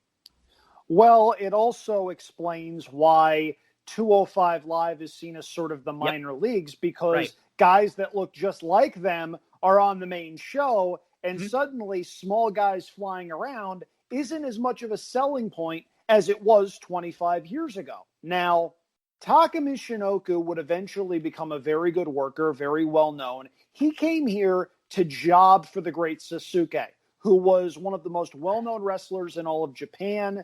This was WWF realizing they were a little bit late to the party with the cruiserweights, light heavyweights, whatever you want to call them. They realized, oh no, our competition has Rey Mysterio, Juventud Guerrera, Psychosis, Jushin Liger, whenever he decided to come to America, was in WCW before the WCW New Japan Alliance fell apart. A couple of other guys as well, Dean Malenko for sure. And they realized they needed something to counter it. Now, their light heavyweight division wasn't terrible. I would have liked it a lot more had I not known guys on the other channel were doing those matches and were doing them far better. This, though, this was pretty darn good and not something you saw often in 1997, as evidenced by the fact that Vince McMahon sort of has a rough match here. Sasuke... That's being kind. Yeah. He stiffs Taka in the face with a kick in the corner. Now, it's a stiff kick, and the camera catches it, and you can see he caught him pretty flush. And Vince immediately goes, "Come on, ref, it's time to stop this one." For a kick in the corner? Yeah. Now, it gets worse because, now, disclosure, for anybody out there that's wondering why this rubbed me the wrong way, I have a girlfriend of Asian heritage. I'm a little more sensitive to this stuff than the average person. So Taka gets the springboard plancha that Gino was talking about. This was huge. Nobody got this kind of airtime in 1997. No one. Vince McMahon, who would eventually be worth more money than God, would put WCW out of business, would become recognizable even to casual people, calls Taka Michinoku a samurai warrior. I didn't even catch that. No. I didn't even catch just that. No. It's just like the checklist of like something that's sort of Asian-ish that I can like say, you know, it's like, come on. There was so much of this going on around that time, you know, that was like, it's just like, let's check the box there, you know, Asian thing that like people will kind of know what I'm referencing. It's just like, come on. Yeah. Now Kai and Tai would play that for laughs later in the year. They'd play that stuff. I mean, the Yamaguchi-san segment with Val Venus lives on in infamy, for better or for worse. Having said that, this was a case where WWF was putting something out there and they didn't really know what they were doing with it at this point. Still, it's a really good match. It's a fun match. The ending is sort of out of nowhere with the bridge German suplex. To me, it screams that they had a couple minutes more spots lined up and the ref said go home because they were running up against the time problem. But still, this was a really good match. It showed Taka Michinoku had what it took to be a player. They would have a match the next night on Raw, and the great Sasuke would do something that had never been seen before in United States television. They did something called the Space Flying Tiger Drop, which is just a phenomenal thing to see. Go watch that on Raw. I'm sure it's on the network somewhere. This was a really good match. If you haven't seen it, go watch. You're in for a treat. We get to the parking lot where Triple H and Mankind are still fighting. A fun brawl on all the equipment. And this is just a cool ongoing angle throughout the show. You know, what do you think they're doing, like, in between? In between? Not really fighting. I'm wondering just about sitting that. on some chairs, having a beer, waiting for a cue. And they're like, okay, guys, get up. 20 seconds, 10, 5, and go fight. Like just right back to them. Or like, are these just sort of, they don't, because they're not pre-recorded. The announcers are, I don't think, they seemed live because the way the crowd was reacting, and the announcers were reacting to the crowd, because that was the difference. If they would have just been all in the back area, they might have been pre-recorded, but they were going through the crowd and getting actual live reaction. So you're right. I always wonder about stuff like that. Like they're just sitting in Gorilla the whole time and Vince just comes up, like they're just sitting there listening to a Walkman, and like Vince just comes and like taps them on the shoulder. Okay, it's your time. Like go ahead. That's a funny thing to bring up too. I'm glad you mentioned it. So we're backstage. We get Vader and Paul Bearer with the orange hair, talking with Michael Hayes. This is really cool, just if you're like a wrestling historian and knowing about what's coming soon. He talks about how Undertaker is a murderer. You're a murderer! You're a murderer! That wasn't bad. I'm proud of that. It was good. It was. We get footage of the Royal Rumble where Vader beat Undertaker, and they were both in that Final Four, and then in that really cool Final Four match, which I think we'll end up doing one day too. I really love that 97 pay-per-view. It's an In Your House. It's another quick watch where the Andrew didn't pick it for next week. I know, huh? This was actually the match that was supposed to be Taker versus Ahmed Johnson, but unfortunately, Ahmed Johnson got hurt, like he always. Unfortunately, that's an unfortunately. No, I was going to say. Fortunately for Ahmed, fortunately for us, because we got a much better match than what we would have got from Ahmed, and we get big cheers for the Undertaker here. We get the long Undertaker entrance. Vader is pacing inside the ring. He's kind of rattled by the pyro a little bit, and sort of like a rattled like grizzly bear, and Taker is on the offense early. Strikes, clothesline, leg drop, all Taker, old school, walk in the top rope. Vader knocks down Taker, who sits up and then flies for a clothesline. Taker is bouncing around here. I just think he's excited at this point to be working with guys that can actually go. Like, think about how who he'd been stuck with from like 92-ish to 96 until like Foley comes in here. Just a bunch of stiffs. He's actually getting to work with Foley and Vader and these guys that can go, and like Austin and Brett. You could see he's got a bounce in his step here that he doesn't have when he's facing the big dudes. Vader headlock slows it down. We get a shoulder block, but Taker knocks Vader outside the ring, and JR is doing a really good job getting Vader over too, telling us about Japan and his history. I forgot that Vince sort of let Jim do this sometimes. We think about Vince not letting him do it, but he did a lot of the time, and especially in this like 95 through 98 era, really did let him sort of build stories and let us know about guys. So we get Vader. Let's see. Taker gets the. They're outside the ring. They're battling. Vader tosses Taker into the steps. Paul Bearer kicks him. Anytime Paul Bearer gets involved, it's so awful. He can't do anything because I think he's just worried he's gonna fall down. So he has to just try to like stomp without falling, and he just gives these terrible like weak kicks. And Paul Bearer is just calling him again. Andrew, what is he saying? Murderer! You're a murderer!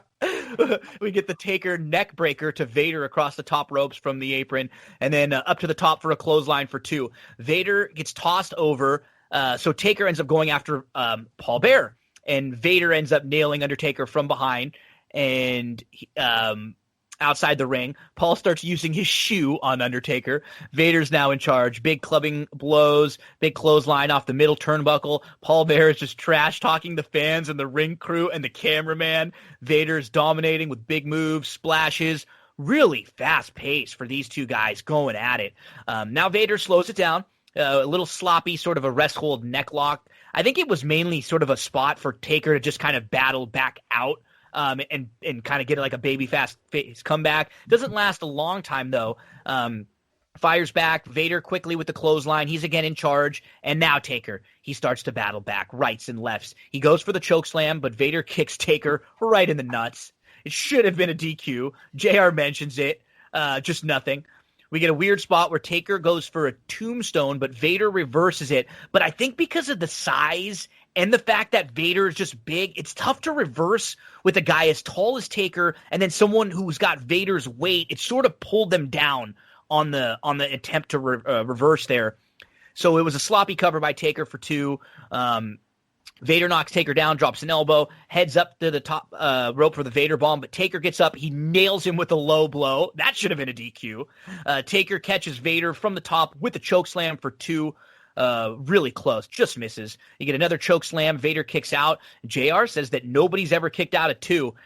I don't know. I mean, I'm sure there may have been someone, but he might have been right at this point. I don't know how many people had kicked out of like 2. I feel like Hogan might have at some point. It may have been, but it just might have been at the time.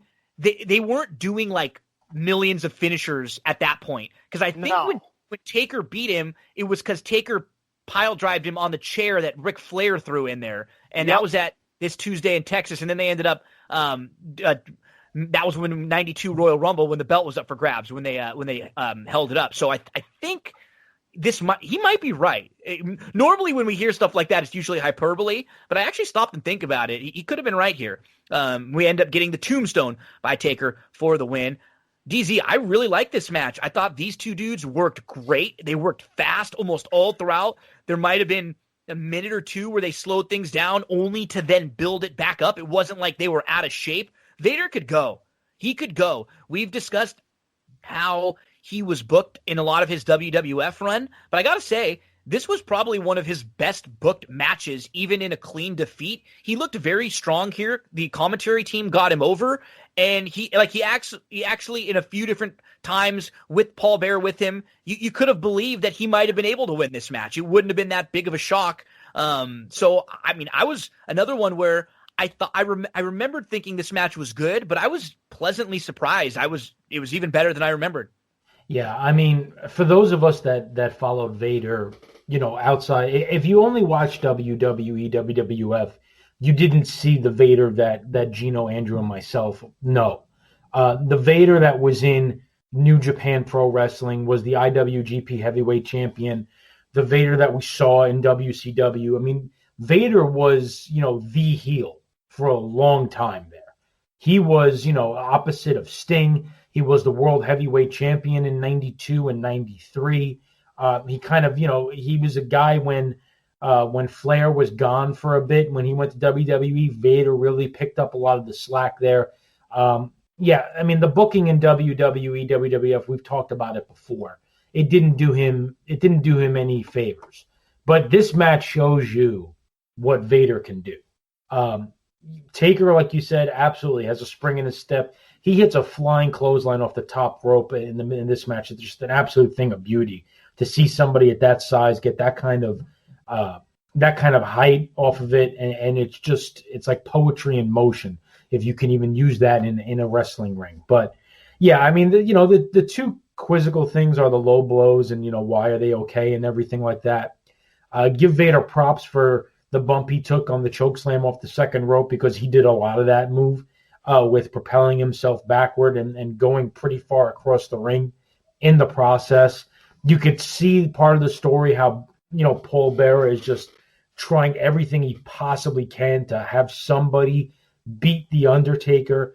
And you kind of see that agony on his face to continue that storyline, because at this point, we have been revealed, like you're talking about with Murderer, the secret that The Undertaker killed his family, and the bombshell that Kane is still alive. So we're getting to the point where that blow off is shortly to come.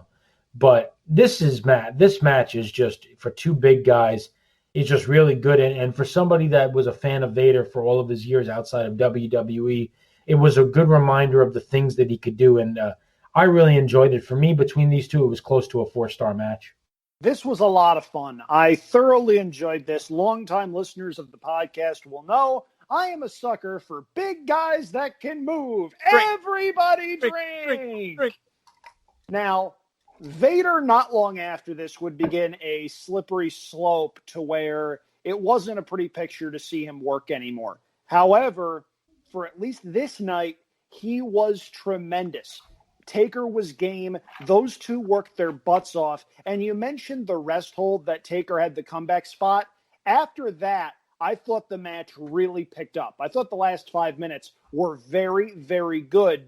They did do a weird spot where Taker tried to set up a choke slam and then Vader sort of tumbled out of it. I don't know whether that was a botch or not, or if it was just something they planned that didn't look quite as good as it may have looked in their heads at the time. But Vader goes up for the Vader bomb. Taker goes low and then choke slams him off the second rope. I thought that was a really cool spot. Vader taking a really nice bump for a guy his size. Taker gets the tombstone for the win, gets a big pop. Regardless of what they were doing with Brett, Taker was always going to be over here in Canada, and this got the crowd really fired up for the main event while making the champion look as strong as it could. So if you haven't seen this match, this is another one to go out of your way and see, and it's another selling point on what's an excellent pay-per-view. Yeah, this is maybe Vader's best match in the WWE. It's definitely one of them. He had a couple with Shawn that were good, yes, but there was also the specter the schmozzy endings and stuff. Yeah, Vader was supposed to win the title, and then Shawn was a brat about it. We don't know what really went on back then, but Vader had a couple of good matches in WWF. Don't get that twisted, but the Vader in WWF versus Big Van Vader in WCW and New Japan, there's not much of a comparison there. The big point in his favor is that he did a couple of guest spots on Boy Meets World. Oh, yeah, that was great. Great. Whose dad did he play? Frankie's father, right? Frankie. Yeah. And Frankie, who was would go on to be the big man in Remember the Titans. Awesome, right? I believe. Yeah, he did. He was great. Yeah, that was him.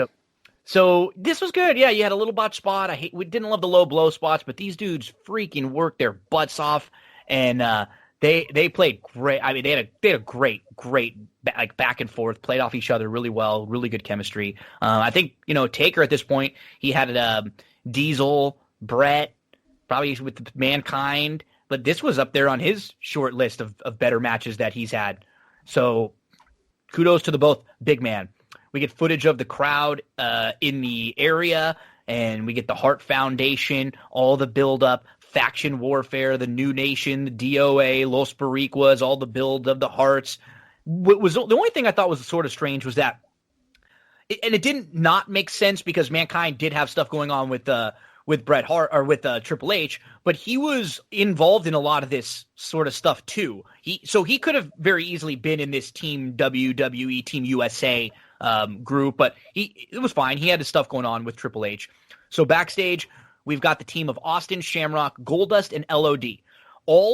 Why this really made sense too is they're all feuding with an individual and also with the overall group. Brett's finishing up the stuff that he had with Austin. He's kind of transitioning. Remember, Shamrock was the referee at their match at WrestleMania, so Brett started to kind of get into it with Shamrock there too. Austin's transitioning into a feud with Owen. Pillman feuding with Goldust. He also has former issues with Austin. LOD is feuding with Owen and Davey. We got tag issues there. It all made sense. We've got Goldust, then Shamrock, then Animal, then Hawk. Everybody has a little bit where they say a few things. Hawk says, "What a rush," but Stone Cold doesn't say a word, and they all walk off. We get the farmer's daughter singing the Canadian national anthem. Super big match feel, though. As DZ was saying, it does feel like a WrestleMania kind of main event. Fink introduces the Premier of Alberta, and then Stu and Helen Hart. We get Team USA with a total combined weight of over 1,300 pounds. Goldust comes out. He is booed first. No Marlena with him. Next, it's Ken Shamrock. Sort of mixed. You do get a couple cheers in there for Shamrock. He's not really booed. Some of the girls seem very into Ken. The crowd. Ken Shamrock rocks. Right? Yeah. And if you watch it, you know what I'm talking about. You know what we're talking about. crowd doesn't really want to boo LOD initially, but as Darin mentioned, we don't get the LOD It's weird, pop. man. That How weird is it? We're so used to seeing, Yep. right? It's weird. It is. It's not a boo, but it's like it's eerily like indifferent. Mm-hmm. Yeah, that's exactly what it is. And then Vince calls them American Originals, Hawk Animal, the Legion of Doom. Not bad. Not bad. We get some pretty sizable boos for Austin, then some cheers, but it's kind of like a Roman Reigns mixed reaction that we've got through some recent years before he does this heel Roman Reigns, where it was like you'd get some people cheers, but then the boos would kind of drown them out. It was just good. It was a good reaction. And now we get the Canadian team. And man, I'm just trying to think of crowds that I could remember being as excited for this main event team announcement and for this match, and really this whole show, but this match in particular. And you could tell me Money in the Bank with CM Punk, which was awesome. You could probably tell me a couple more, maybe like something even way back to WrestleMania 3. You know, I got one that'll make Darin really upset. Let's hear it. Rock Hogan in Toronto. No, you're right. That's true. That's true. That's very true. That crowd was incredible. And it was a double turn in the match. That was insane. You know, not just a double turn sort of for that match, and then Hogan ends up turning, but it was great. You're right. And that was probably one of the least offended I ever felt after a Hogan match. And yeah, because you know why? He did what he was supposed to do there. He got his nostalgia, he got his stuff, and he didn't win. Right. That was cool. You know what? He didn't. We didn't have to. And honestly, he worked his ass off in that match. Yep, he did. He works hard. We're going to need to do that at some point. You're right. I got to tell you, yeah, we will. Thought about that for next week. I didn't go there, but I thought about it. No, it's a good one. And yeah, it is. But I mean, this crowd is just nuts. We get Pillman first, Anvil even bigger. Like Anvil gets a bigger response than anyone else on this show before this match. Like, when could you have ever said that about Jim the Anvil Neidhart? Bless his heart. You know, Bulldog. The next guy is massive though. When the Bulldog. Oh my gosh! You think they were back in Wembley? I know it is. Well, he came out with Miss Calgary State. They don't just give that honor away. That's true. That's true. And he's the current European champion. Next, it's the IC champ Owen coming out with both of his slammies. They go freaking nuts for Owen. And before Brett's music even plays, I mean, my notes are this is all-time, like an all-time WrestleMania-esque crowd. Noise we're talking, you can't really even hear Fink announcing these guys as they're coming down. And we get this just sustained, incredible energy all for the intros as the men get into the ring. Brett goes out and he puts his glasses on his mom, Helen, and then he gets in the ring. Way, you know, the attendance for this place, it sounds like there's 80,000 people there. There's barely 12,000 people. Yeah, and there's a lot of empty space on the floor, too. I don't know if you guys saw, but if you look down at ringside, there's an entire, back part of what you could tell is a hockey rink, and it's completely empty. They were so into this. They did such a great job. And Jerry, the king, when Brett puts the glasses on his mom, he says, I didn't know they came in bifocals, which good line. That was a good one. And JR has to try to break him down for it, which means he had to restrain himself from laughing. Yeah, because that was a good one. I mean, we get on King for saying some awful, horrible stuff. That literally made me chuckle when I was watching. Could he get away with that today, or would he get hit with an age discrimination suit? Right? Is he an ageist? I think he'd be okay. Like, if it was Mrs. Dad, you could say whatever you want about Mrs. Dad. He's game, I love Mr. Miz. He's such a great, heel father. So this is just big match, big fight feel. JR mentions the cameras ringside, building a doc of Brett's life there, as Darin mentioned, wrestling with shadows. Brett and Austin start, and the crowd loves it. They battle all punches with the early advantage to Brett as he stomps out Austin. Jerry says that the building is shaking, and JR says you got to be here to feel it. And you know what? These two guys are, again, they I believe them with what they're saying. Like, you could tell. It doesn't feel hyperbole when we hear the reactions and we can hear it from them. Like, it does really. Even Vince, like, bringing back the old school voice. I think he felt like it was just a really big show to go to one of his old crutches there. So we've got fun few minutes with these two back and forth to start. Austin with a back heel low blow early on, and then he gets the $1 Million Dream. Brett counters to a sort of throwback to their 96 Survivor Series match finish just for two, where he kind of pins him, and he's got him pinned like on their backs. Brett tags in Anvil. Austin with the Thez press. He tags in Shamrock. Anvil throws up his dukes in a fighting position, sort of goofy looking when he's, like he's ready to square up with Ken here. Let's do this real style, Pillman runs in to stop an ankle lock. Ken is in control. Pillman tags in to battle Shamrock. He rakes, he bites his face, he chops, backbreaker for two. Even this, Ken turns it around, he hits a belly to belly, and so we get the first few minutes where the crowd's hot and they're all kind of taking turns coming in, Darin.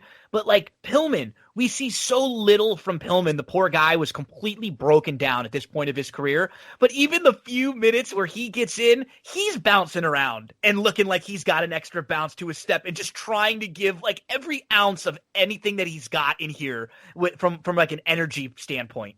Yeah, he's really into it. He's smiling the whole time. You could tell he's just having a lot of fun out there. And you could see with a lot of the wrestlers, I can only almost imagine when Brett and Austin are eyeball to eyeball, that they're probably even saying to each other, like, man, this is freaking awesome. Like, we got to tear this place down. This place is nuts, But yeah, Pillman just, you could tell he doesn't have a lot left in the tank.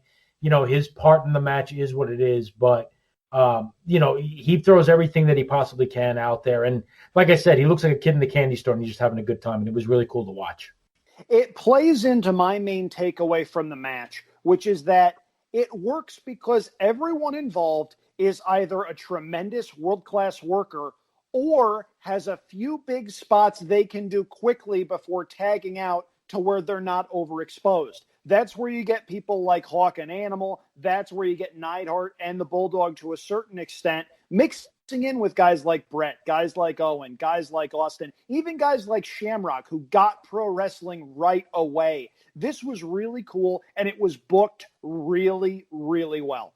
Yeah, and as for as goofy as it kind of looks on paper when you see the who's the Team USA, I will say Team Canada is obviously all going to be over, right? The crowd loves them. But these guys on Team USA at this point were all actually over. And so in a good, like we were saying, the crowd with a few of them didn't really know what to do because they sort of didn't want to boo them, but they know them and they know who these guys are, and they're like relevant, like mid-card to top level guys. So I think I got my I was watching the end of the Lakers one. So there we go. Lakers T-Wolves. It just came up in the sound. The sound came up there. But these guys are over, right? That's what's great. So like looking back at it and looking kind of at the card and like where we are at this time in 97, this actually does make sense. All of these guys were going to get heat one way or the other. They're in these feuds. Even someone like Goldust has got sort of an interesting thing going on with Marlena.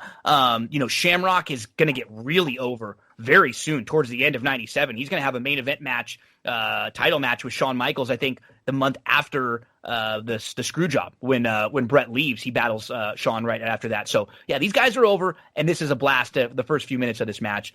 We pick it up where Owen and Goldust tag in.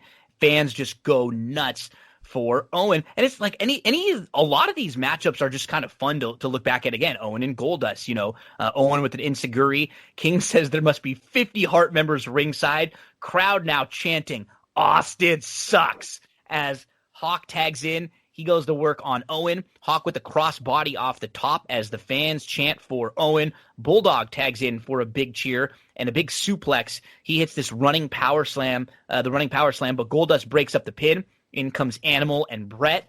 Just kind of a fun little Animal and Brett. Like, oh, yeah, LOD Heart Foundation years before, Goldie gets tagged in again. So now we get Brett versus Goldust. Another little fun iteration.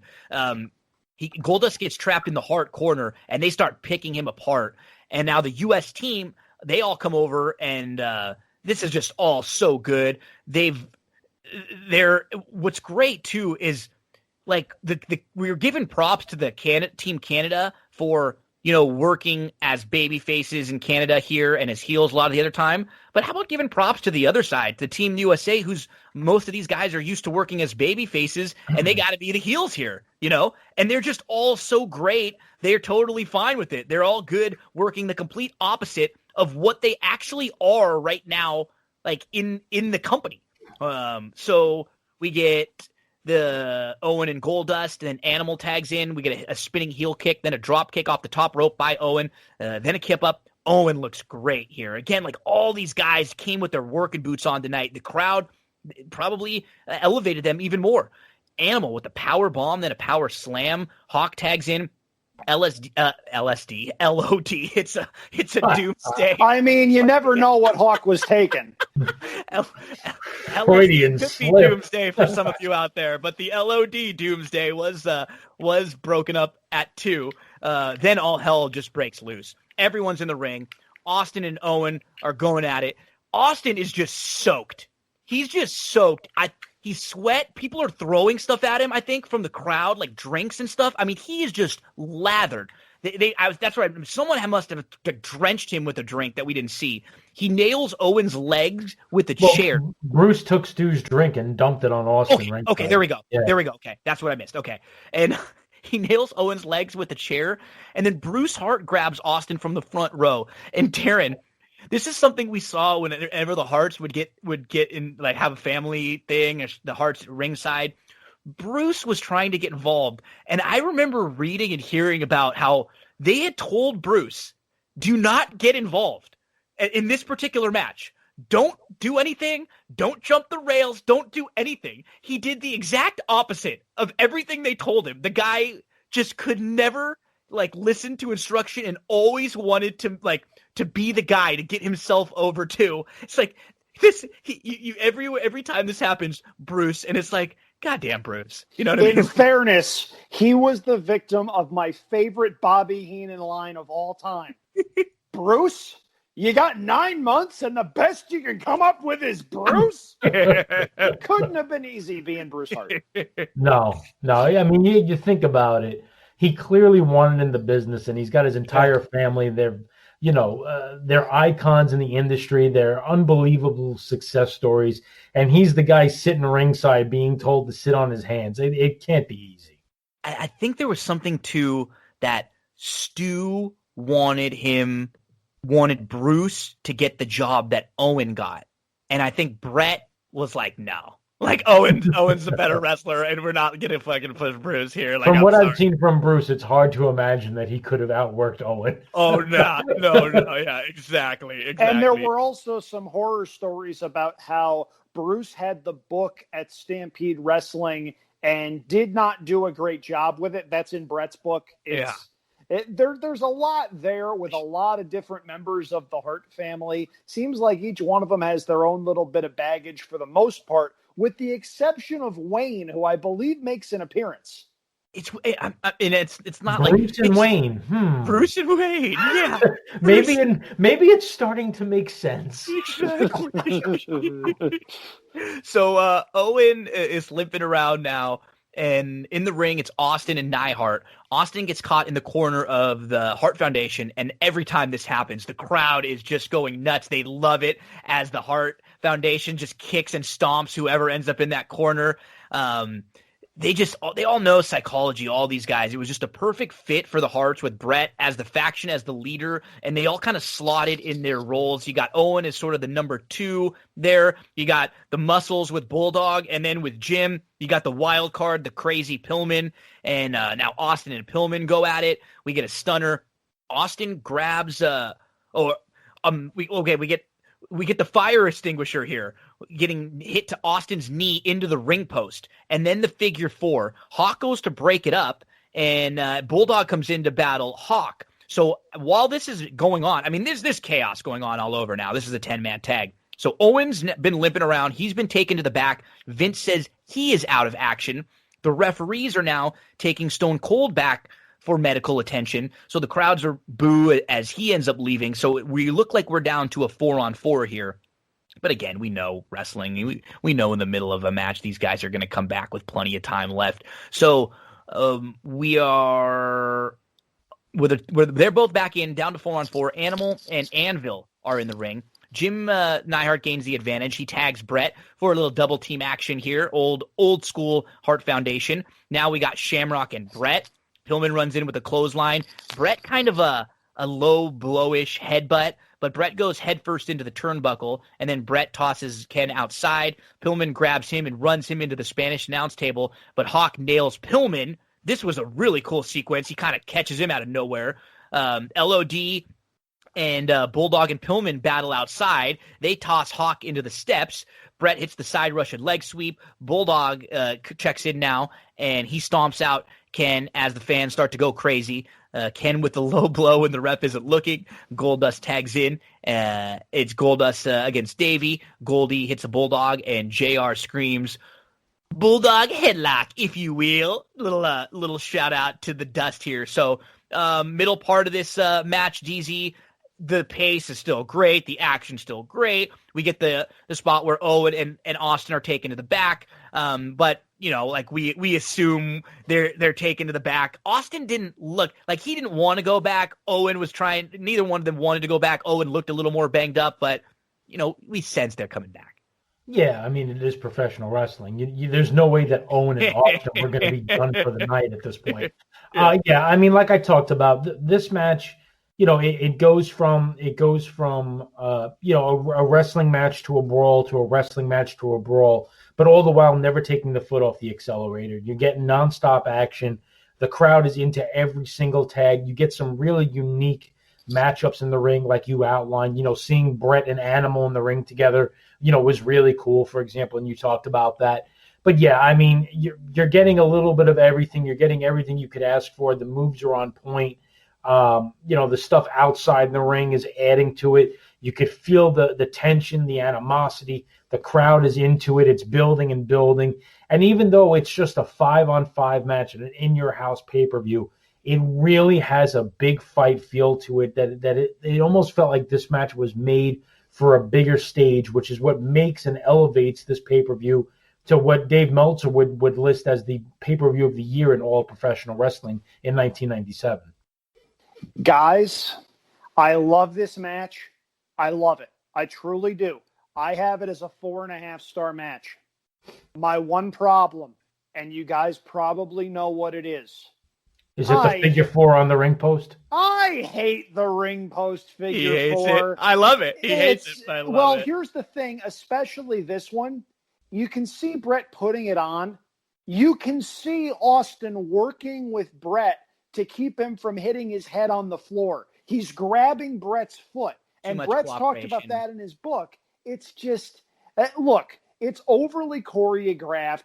You're not going to win a match with it. Nobody bought that Austin wasn't coming back out given the heat he had with the crowd. To me, that just seemed like a useless spot. Admittedly, I hate that move. I don't understand what value it had in the match, or most matches for that matter. To me, that fell flat. Everything else in the match, great, terrific, outstanding, maybe one of the best matches of the entire year on one of the best pay-per-views of the entire year. That, though, I could do without. And kayfabe, Brett's response to you would be that he wants to weaken up the legs for the sharpshooter. He feels like he puts him on for 5 seconds there, get him a little weak, continue to work on the legs. But I agree. I don't, you know, I like that. And like the same thing is like the tarantula, right? That Tajiri. That Tajiri would use all the time, that you have to break within 5 seconds anyways. Like in a no DQ match, give that to me all day long. Right? Like all day long. If they don't have to break the hold, then give me the figure 4 on the ring post. Give me the moves around the ropes. But I sort of agree with you. I don't love the whole when you know you've only got 5 seconds, 4 seconds to do it thing, and it takes a lot of setting up to do. I didn't mind it as much because at least we didn't have a lot of people doing it. Right? It didn't get Brett seemed like he was one of the only ones that did it, and so it didn't like get overdone because he I don't think he brought it out as much. Like he sort of brought it out in the bigger matches, but I can understand your gripe. That's a fair gripe there. And and a lot of times I'll want to stick up for Brett to the very end, but no, I'll give you the gripe there. I appreciate that. Thank you. And I got to tell you, look, I like Brett a lot. I like watching his matches. I love watching him work, and this was really good. It's just, of all of the things he added in the mid '90s to try to keep himself, fresh and that he wouldn't work the same match twice in a row, that one I just, it never hit me right. So we're down to the final, third or so of the match where Pillman comes running in like a madman. Bulldog hits a superplex for 2 that gets broken up by Hawk. Here comes Austin limping down the aisle. Goldust tags in Austin, and then Brett tags in. Austin's got the advantage, suplex, then a swinging Brett with a swinging neck breaker. They get the elbow off the top second rope. Brett blocks in the sleeper, but Austin sits down for a neck breaker for 2. Brett locks in the sharpshooter, but Animal immediately runs in to break it up. Austin tries to lock in a sharpshooter. It's pretty ugly looking, to be fair. It's not great. Owen comes running in from the back to break up a pin. He tags in and he battles with Austin. Then they battle outside. Austin goes after Stu and Bruce, and they jump the railing when Austin gets back in. Owen rolls him up for the 3. And there's just still chaos everywhere after the match, right? Everyone's battling. The officials, Hart brothers get in the ring. We got the refs, security, officials all over the place. And the Harts end up standing tall in the ring as Team USA walks off to the back. Austin jumps back in with a chair by himself and goes after the whole team. They just smother Austin, and we get these huge Austin sucks chants. Stone Cold ends up getting handcuffed. Fans are throwing stuff and spitting at him as he walks away. This is like an old school territory heat here on Austin. And remember, he's just turned babyface. Like, he's just been in the middle of his babyface turn, and he doesn't care.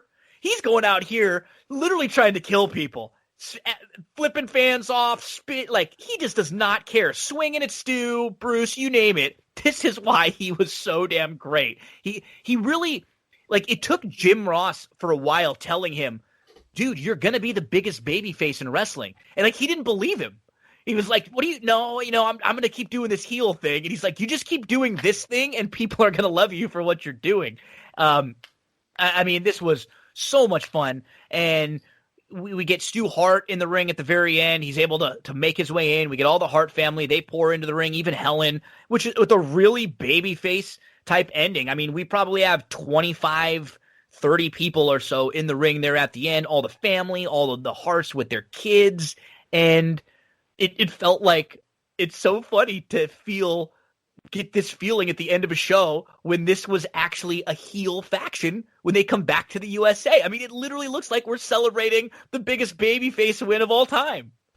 And it's what makes it a very unique situation, and they did a great job with it. I would agree. Look, I don't want to hand out. It's hard to put a 5-star match on a 5-on-5 non-elimination match like this. It's difficult to call it 5. I think 4.5 stars is adequate. I don't really know, aside from the figure 4 on the ring post, I don't know, and too many things they could have done to make this better. It was extremely well done. It was highly entertaining.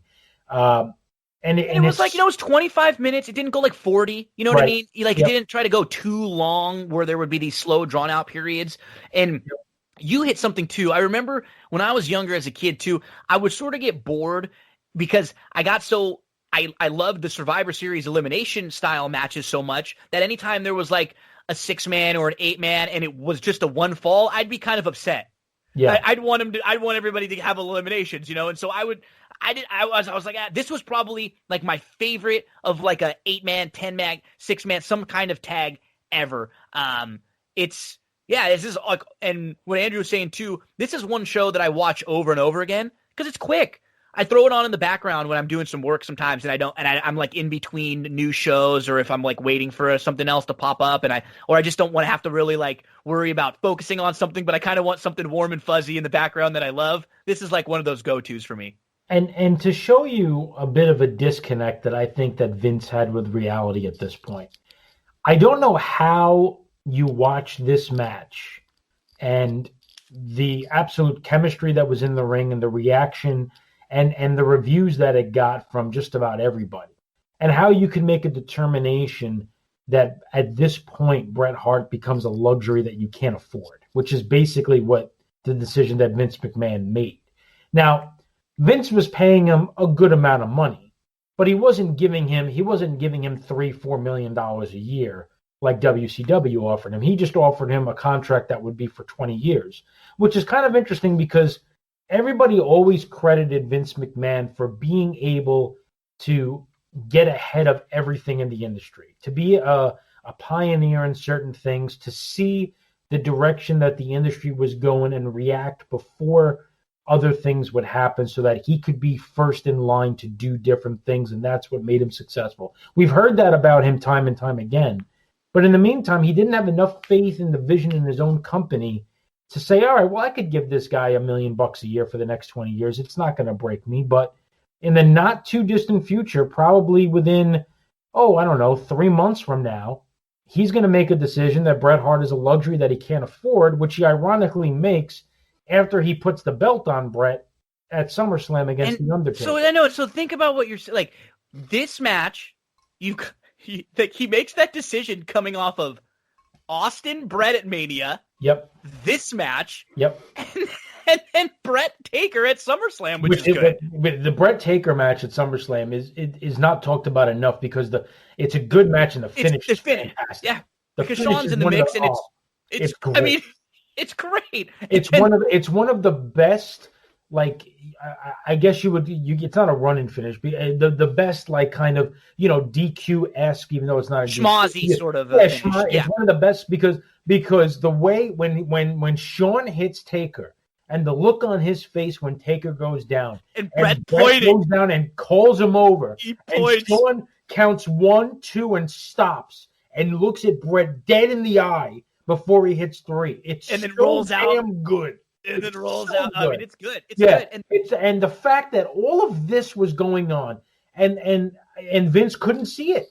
All Vince could see was getting his ass kicked on the Monday Night Wars. Maybe merchandise sales were down. Maybe gate sales were down. I don't know. But he ended up becoming not visionary Vince, but profit and loss, EBITDA, bottom line Vince. And it was that version of Vince that made the decision that it was okay to let Bret go. And I'm not saying that it was the worst decision in the world because he ends up winning the battle anyway, but you're not going to convince me that he wouldn't have been better with Bret than without him.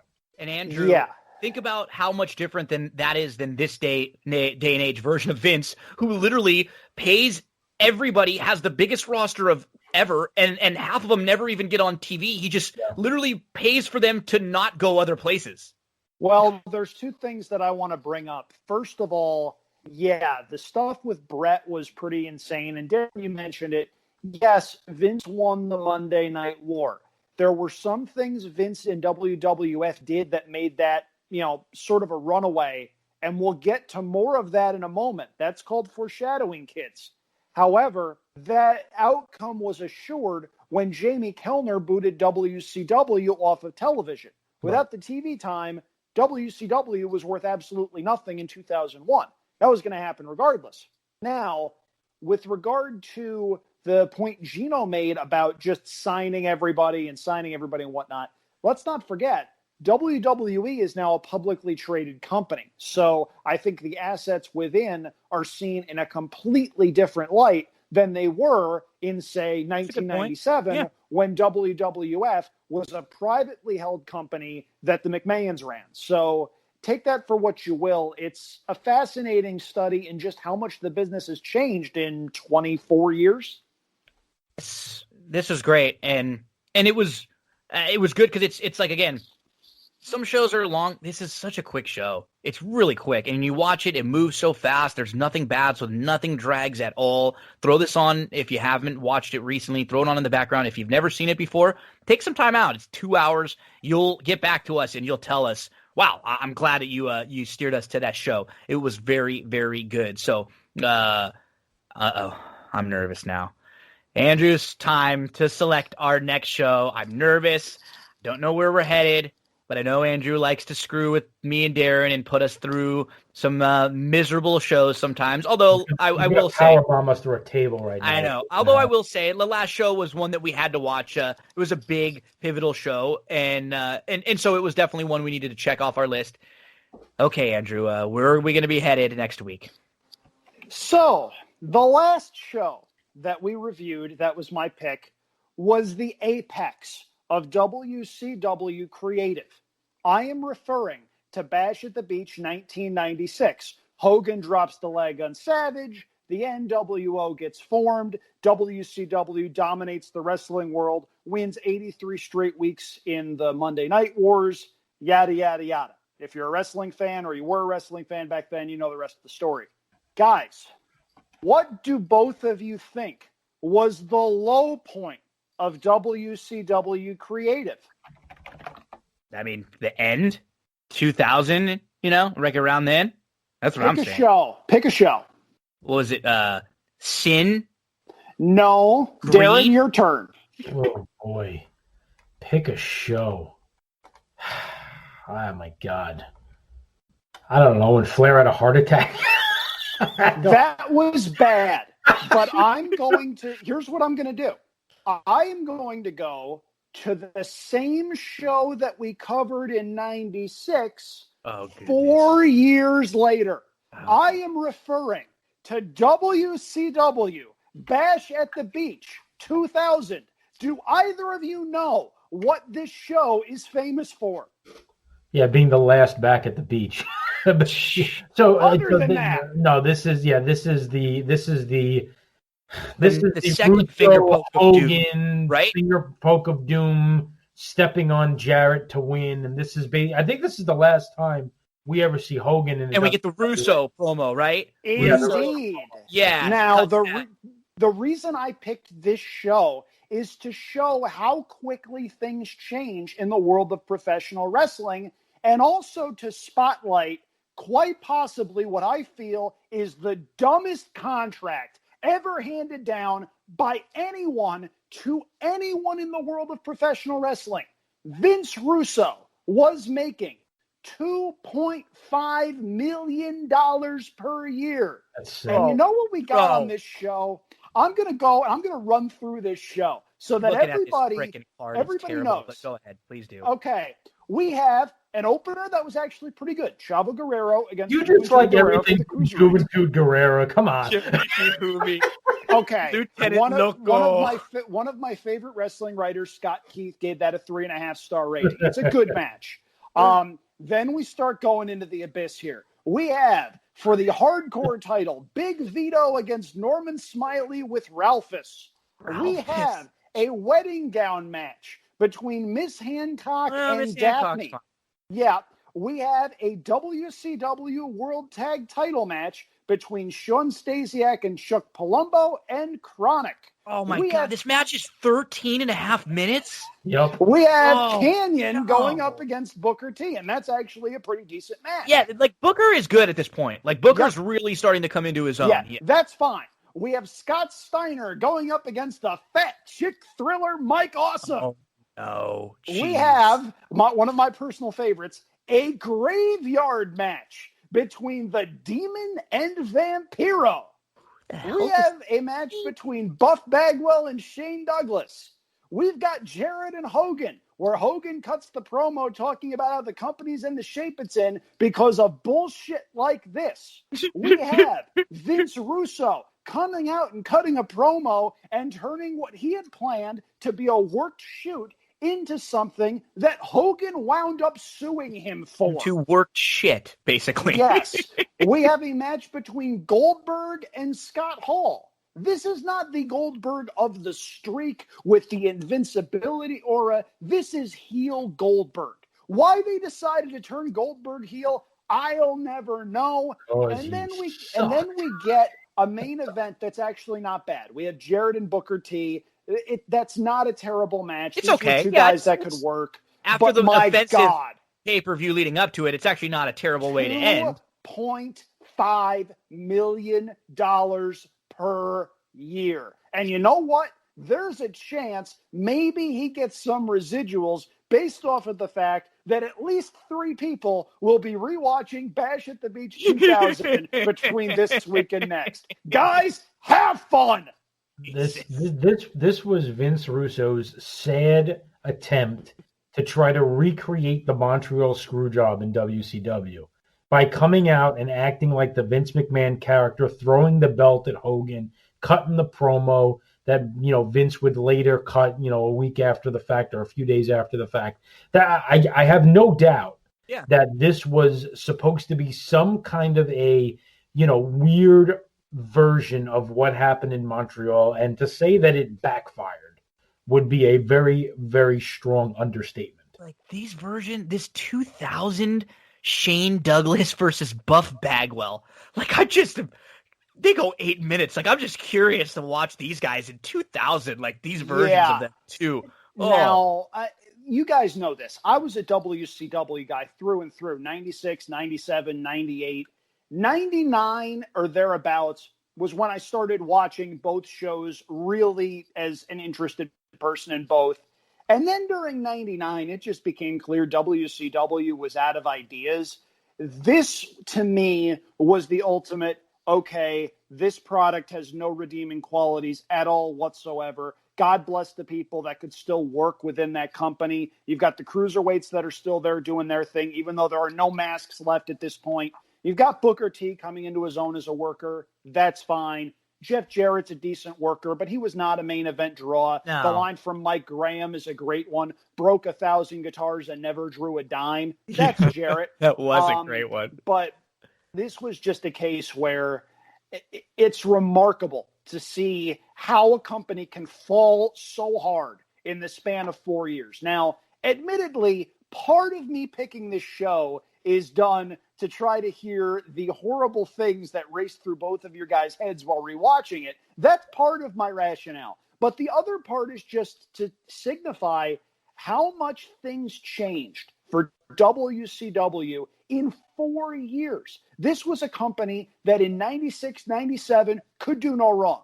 And in 2000, they had a guy who just had no clue what he was doing, no governor on him to say, hey, this idea is not that great, it needs finessing.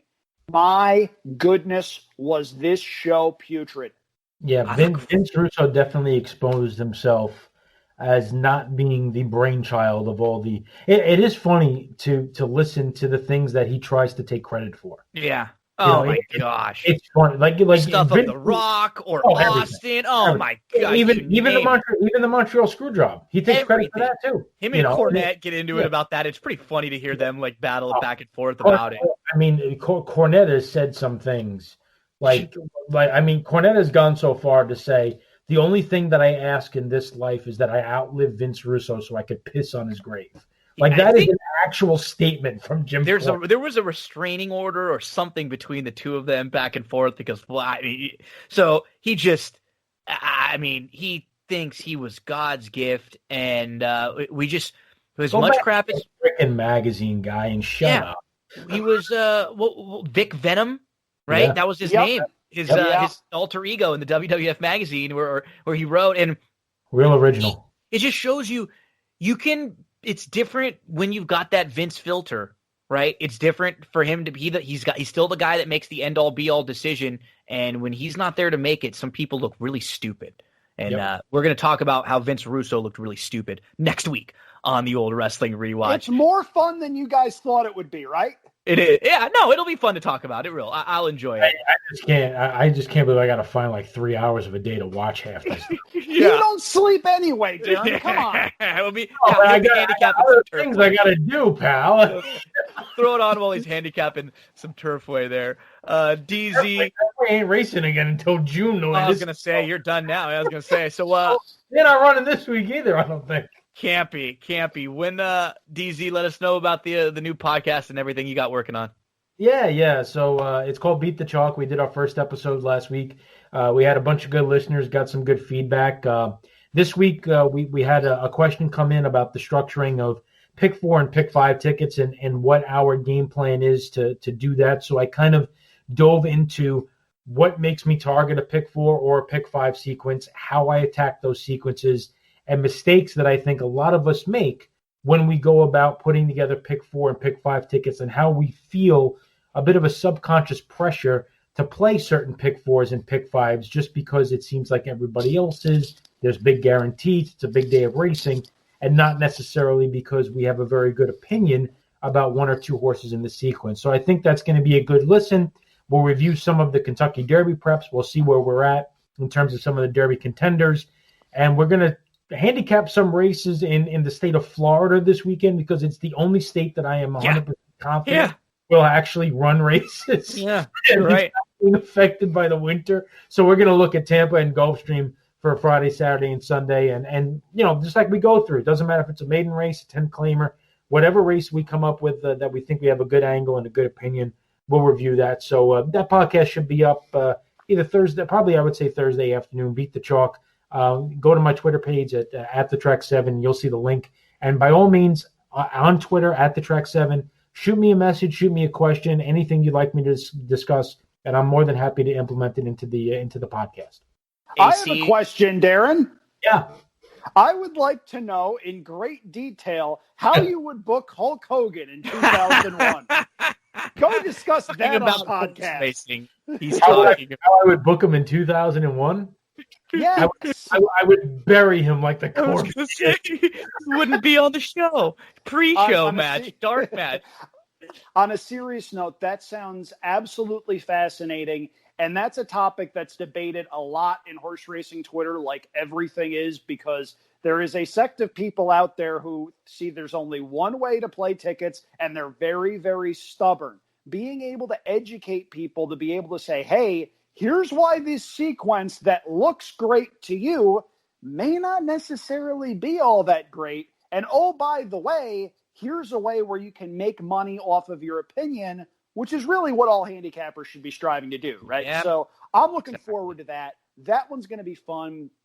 Speaking of pick 4s, I'm going to gloat a little bit here. Gave out a late pick 4 for Saturday at Golden Gate on Champagne and JD last week. Both Matt Dinnerman and I hit it on very small tickets. I had an $8 ticket that returned 104 and change. Thank you, Ron Bauer. Thank you very much. Sure. By the way, I think Ron Bauer wins the Belmont. I'm just saying. We've been hearing that. Looks like he wants to go all day. I'm taking that bet. Mm-hmm. 93,173 to 1, Darin. That's my price. I'll even give you another prep race, and then within reason you can give me the price you want on them. 93,173 to 1. If you're that confident, why not lay the odds? And if you're wondering why I picked 93,173 as the odds, you're listening to the correct show. Now, this week on Champagne and JD, we've got something we're really excited about. Rachel McLaughlin from Indiana Grand is going to come on with us. Nice. Cool. She is a one-woman marketing tornado at Indiana Grand. Does a great job. She does everything, and she is so passionate about this game. She puts up with a lot of shit from wrestling fans on Twitter. I'm one of them. I was going to say, meaning you. Yeah, and you. You've been involved too, guys. Both of you. Sure. I don't know. Yeah, but you see, you guys always start it. You guys always come up with it, and you go, "Hey, at Rachel, let's stir this pot up." And then we'll add a GIF or two in there. Yeah. We'll throw it in the mix. Blame Bill Downs. That's my story. Bill, I'm sticking to it. But it's going to be a lot of fun because we're going to be talking about fan education and driving fan enthusiasm. I'm really looking forward to that. That's going to be a lot of fun, and very few people in racing know as much about engaging people within the game as Rachel does. So Champagne and JD is the name of the show. It's on YouTube. Should be up Thursday of this week or so. Give that a watch if you'd like. Hit the subscribe button so you don't miss any of our weekly updates. At Andrew Champagne on Twitter for all of my stuff. I'd say there's a lot going on in horse racing, but, there's Gulfstream this week. Everything else is snowed out, and I refuse to acknowledge the gigantic purses being offered in another part of the world that one publication tried to say was succeeding against all odds. Seriously, just stop it. I figured out what their game plan is in that country that we're not speaking of. I think they're going to run this race every year and just not pay the purses out. Hey, Just whatever works. I mean, we don't have an update on what's happening with maximum security, and I dare someone in Saudi Arabia to ask that question. Yeah. We'll have this conversation never, because like you said, I'm not going to be. Hey, you know what? I mean, there are wrestling shows that take place over there. You're right. We could be reviewing some of those at some point in the future, there was one or especially two, if both of you tick me off. There were one or two at the beginning that weren't bad, and then they just got real brutal. Goldberg, Undertaker. That's all you need to know. That's going to be one that we will hopefully never, ever get to. Darin Zocccali, Andrew Champagne. Love talking to you guys every week. Old Wrestling Rewatch. Next week, we will be headed to 2000 WCW for Batch at the Beach. Do not go anywhere, folks. Plenty more on this episode of That's What G Said podcast. And a big thank you to Erik for helping us out talking some basketball. Big thank you to the boys, Andrew Champagne and Darin Zocccali, with another episode of the Old Wrestling Rewatch this week. Hope you enjoyed our Saturday horse racing conversation. And we got plenty on tap for you next week. So much to discuss. We'll be back with our everyday coverage of Sam Houston Wednesday, Thursday, Friday, Saturday. Jeremy Balin's going to join us to talk Wednesday. Nick Tamero is going to join us to talk Saturday and all those stakes races they have. Martha Clausen is going to preview the Sam Houston week because Saturday there's a bunch of those Texas-bred stakes races out there. Really excited about that.